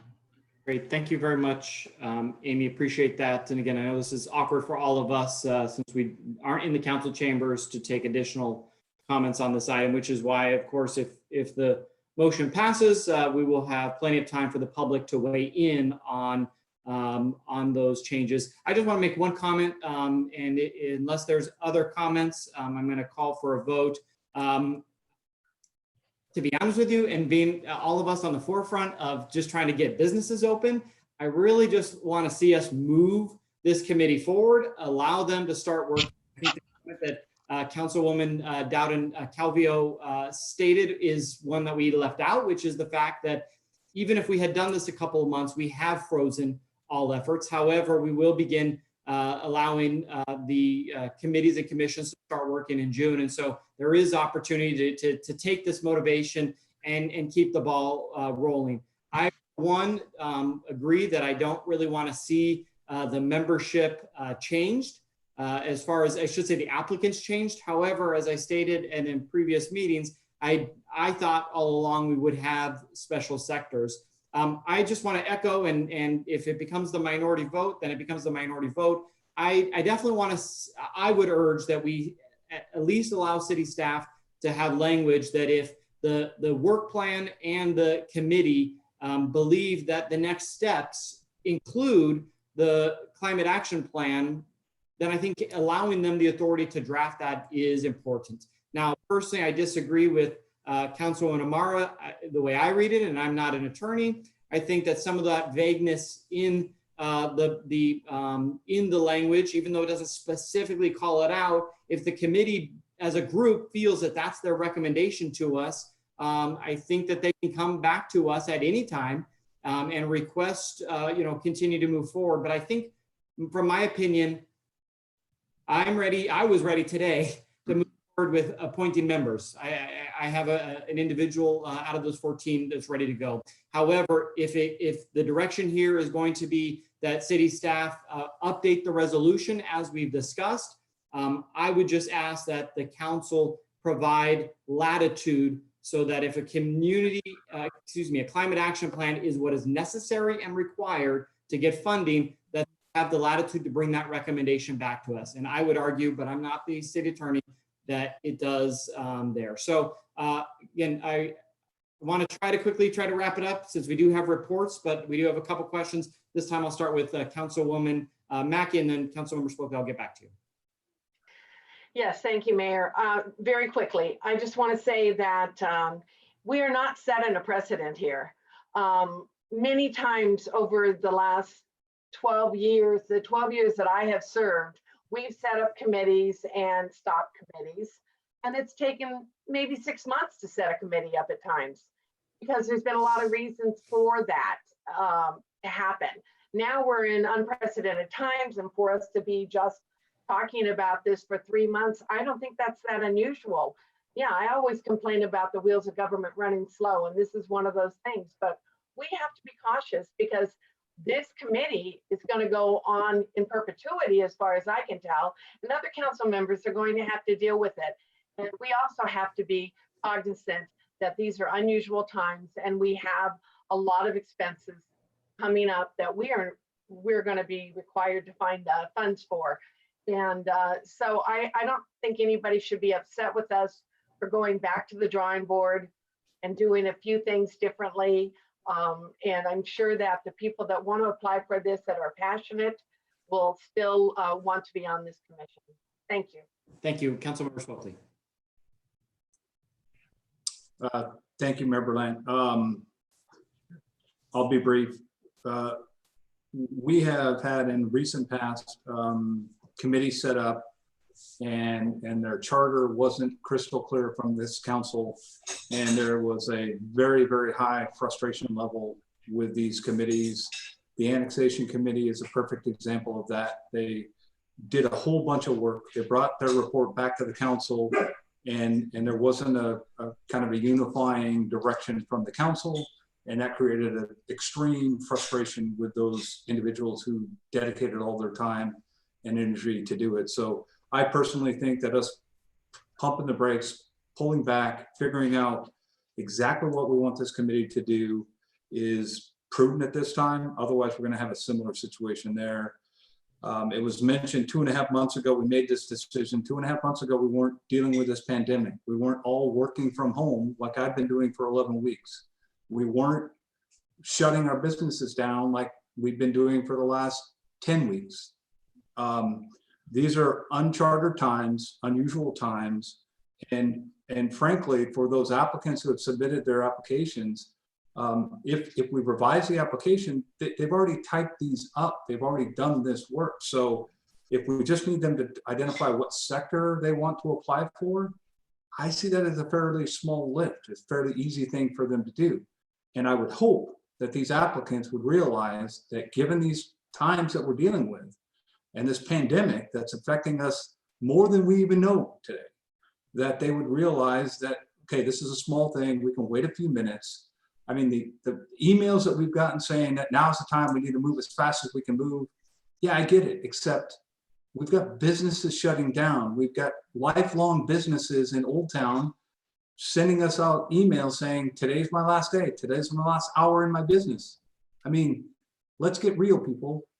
We've got big things happening in town that might make all of your efforts and all of the efforts that the city council pursues on this sustainability committee for naught, because we don't have money to run a city. We're laying off police officers, firefighters, whoever it might be, because we're trying to remain fiscally, responsible. So I think now's the time for us to correct this. I think now's the time for us to pull back and make sure we're giving clear direction to these committee members.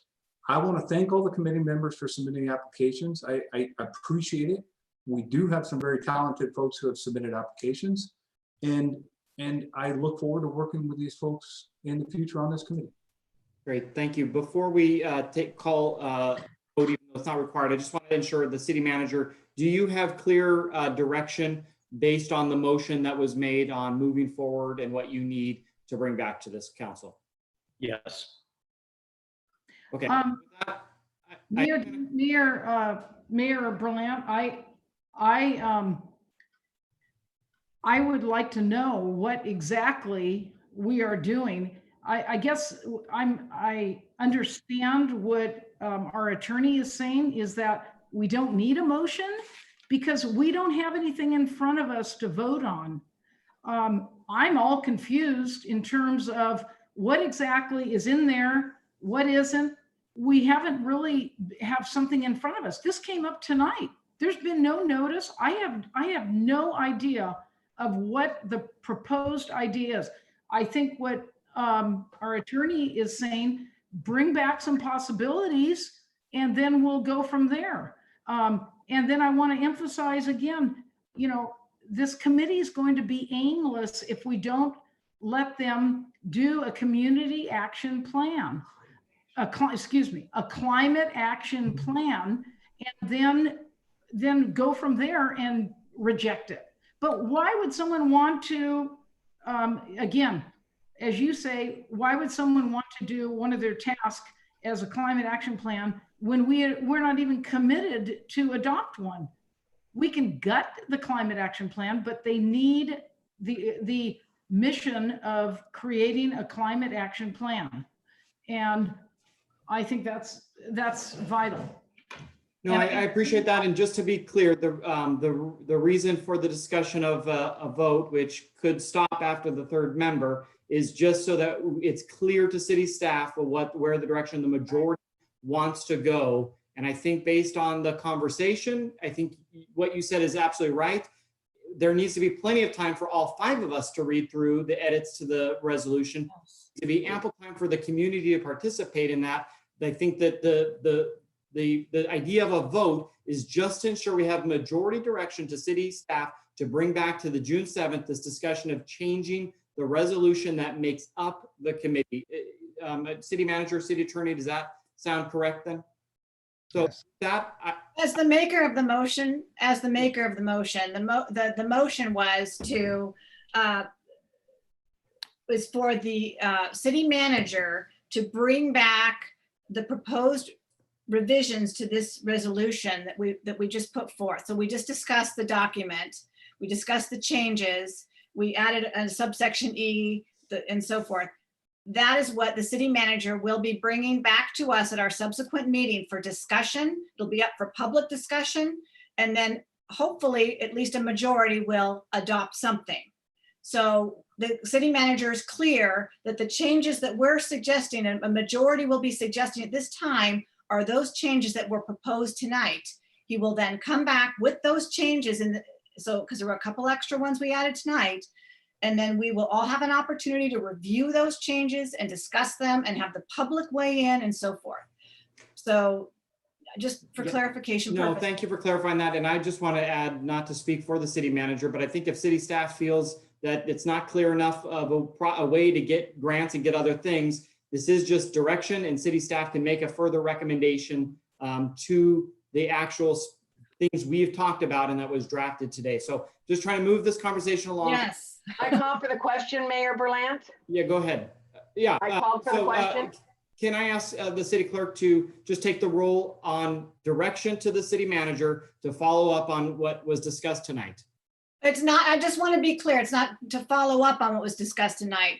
The motion is for the city manager to put forth before us the proposed revisions that were these proposed revisions. I think we're on the same page because city manager confirmed that he understood what your motion was, what your motion said. So All right, thank you, Daniel. Just wanted to be clear. And then also the other piece was we're going to wait and re-advertise once the changes have been actually adopted by the council. So that was the second part of the motion that was seconded. Understood, and that may have been my use of not the right word. So with that, city clerk, can you take roll on this direction for the city manager? Sure, and just a note for the public, it was mentioned our next meeting, that's June 8th, not June. Oh, sorry, I kept saying June 7th. Thank you, Amy, for correcting me. Okay, Councilmember Dowden Calvillo. Aye. Amara, No. Mackey, Aye. Stokely, Yes. Mayor Berlant. And I will be an aye to bring this back for discussion. So thank you guys very much. Lots of good discussion tonight. Trying to move us forward since we're almost at 9. We have a couple reports here that I'll ask city staff to try to be brief on. So The first item, if I could get my agenda to open here, is the city manager's report.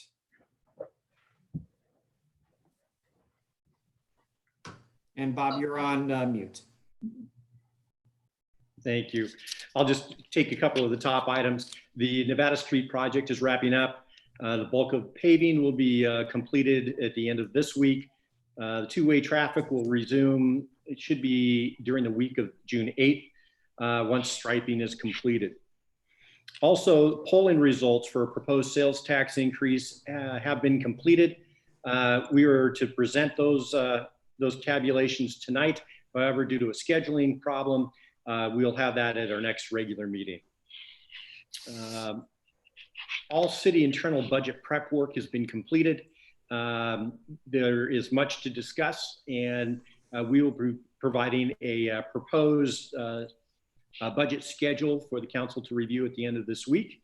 With your direction, I will then work with the city clerk to begin setting up additional budget workshops. And I guess, as hopefully you've all seen, the chamber has announced the cancellation, unfortunately, of the family, Auburn family 4th of July. They were looking for other dates to postpone to, but it simply didn't work out. So we will enjoy that event again next year. And with that, I'll happy to answer any additional questions. Great. Any questions for the city manager on those items? Okay, seeing none, we'll move to the COVID-19 update. Chief Spencer, are you going to handle that? Yes, sir. Happy to handle that. So thank you, council members and Mr. Mayor. Happy to report that the city staff continues to report that they are healthy and continuing to support the community needs as we move forward through this phase 2 accelerated process and hopefully soon into phase 3. With regard to the county, we're continuing to follow the best practices of our public health official, and the data continues to remain stable with little change. I don't want to minimize by any way, shape, or form the life loss that has occurred as a result of this pandemic. Certainly, our hearts go out to the families of those that have lost folks from the COVID disease. At this point, from a public safety perspective, we're continuing to support the city. We're continuing to ensure that we have social distancing in place. We're continuing to monitor this reopening and continue to engage in our community members, and happy to answer any further questions that you may have. Great. Before we go to questions, Bob, any other items for this update? No. Do you want to mention, just for everybody, the dining that went into effect over the weekend? We did. We did have outdoor dining in Old Town in several locations. We were down there several times over the weekend, just making simple adjustments, making sure that went as smoothly as possible. I will be walking the streets with members of the Downtown Association tomorrow, and to come up with additional outdoor dining opportunities there. They should be submitting an application for those this week as well. So hopefully they will be up and running this weekend. Great, thank you very much. Before we get questions, just I have one item on this that I wanted to update you and the community as well. Obviously, the city manager and I continue to be in close contact with the health officer, as well as our chair of the Board of Supervisors, continuing to advocate for a safe reopening of stage 3.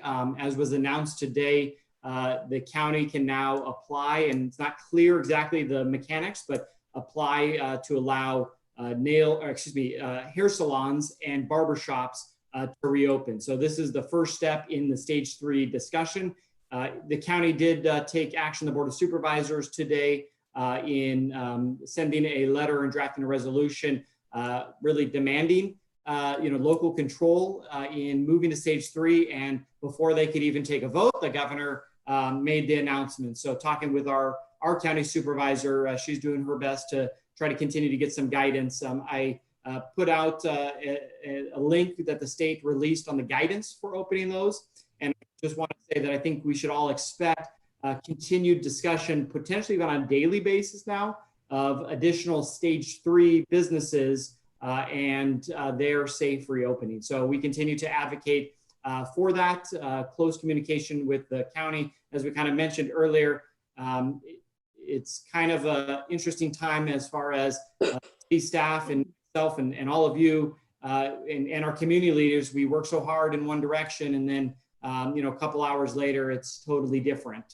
So just wanted to report that out to the group. We will hold another economic recovery workshop on Friday. I think that's been a good opportunity for us to hear from our business associations, the chamber, and other economic leaders, just where we're going and stay apprised of the resources available and those changing guidelines. So just wanted to include that into this update. So with that, I'll move to questions, and Councilmember Stokely has been waiting. Go ahead. Just real quickly to add on that, my wife and I were in a different county over the Memorial Day weekend, just the two of us, and we visited an establishment in this other county, and it was awkwardly awkward. They weren't wearing any masks. They weren't conducting real social distancing. And we just made the decision that, okay, we're not doing this, and left. So I know we all know this, but you all have a decision to make when you walk into an establishment. If you're comfortable, sit down, enjoy, patronize our businesses. If you're not comfortable, don't. You don't need to, tear them apart on social media unless you want to. But I think the proof will be in who's comfortable, who's not comfortable. And for us, we just said, yeah, this is awkward, and people are way too close, and waiters and waitresses weren't wearing any protective gear. So we just said, nah, we're done. So I just want to mention that the establishments I've been in Placer County have been much, much better than the other county that I was in over the weekend.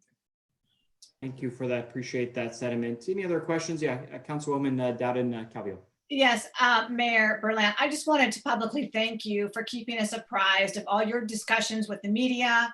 You've been doing a great job keeping the public apprised of what's happening at the state and the local level with the meetings with the county health officer. And I truly appreciate that.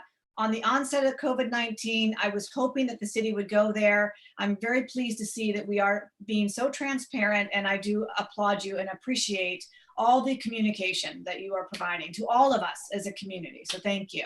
Appreciate that very much, and we'll continue that. And I just want to take your comment and just spread that out to the city staff, because they are the ones keeping all of us moving forward. And again, I know we hit on a lot of earlier item, but I don't think an hour goes by that city staff is not working and focused on providing that assistance. So appreciate the comments, and sorry, I have any additional questions for the rest of the city staff on this report? Okay, seeing none. Chief Spencer, thank you. Bob, thank you as well. Councilman Mackey, did you have? No. Last item here is City Council committee reports. If there's anything urgent or brief, because we're almost to 9 o'clock, does anybody have any reports that they'd like to make? No. Well, I could real quickly just tell you that the State Theater, like all small businesses, is suffering downtown. And we did a wholehearted effort for the Big Day of Giving. And we had budgeted before all this COVID that we were going to hopefully get 24,000. Last year we got 20,000, and we were able to raise over $26,000 on the Big Day of Giving. So that's really hopeful. People are really digging into their pockets and trying to help. It's amazing what our community members are doing for all of our small businesses and for our theater and other organizations. So I just wanted to talk about that really quickly and thank the residents who were supportive of our theater. Thank you. Great, thank you. Any other reports? I'll just make one brief one. The Fire Safe Council had been planning to hold a workshop on FireWise communities and trying to engage more of our neighborhoods into becoming FireWise designated. And we were going to hold a series of workshops in the month of April. In fact, the Auburn printers already printed the mailers that were going to go out, and we had to kind of hold off due to social distancing and public events. So the Fire Safe Council did meet last week, and more details I will share with you, but we are working on a virtual town hall meeting to highlight how neighborhoods can become FireWise communities. So just wanted to let you know again, when I get the dates, waiting for our County FireWise coordinator, but when I get those dates, I will share that with you, but I thought that was important. And then I'll just end on this one item on City Council committees. In our consent calendar for the community, we approved a few additions and changes. And I think it should be noted that this council, every single person has anywhere between 8 and 11 other committees and commissions that they have to participate in. And so the idea that we come here, twice a month really is not the case. And it took me adding up all those numbers to realize how much we all put in. So I just wanted to take an opportunity to thank all of you for that, because it does take a lot of hours to do that. So with that, I will go ahead and adjourn the meeting with a reminder that we'll have our economic workshop on Friday. Thank you very much, everybody. Thank you. Thank you. Good night. Night. Thank you. Good night. Good night.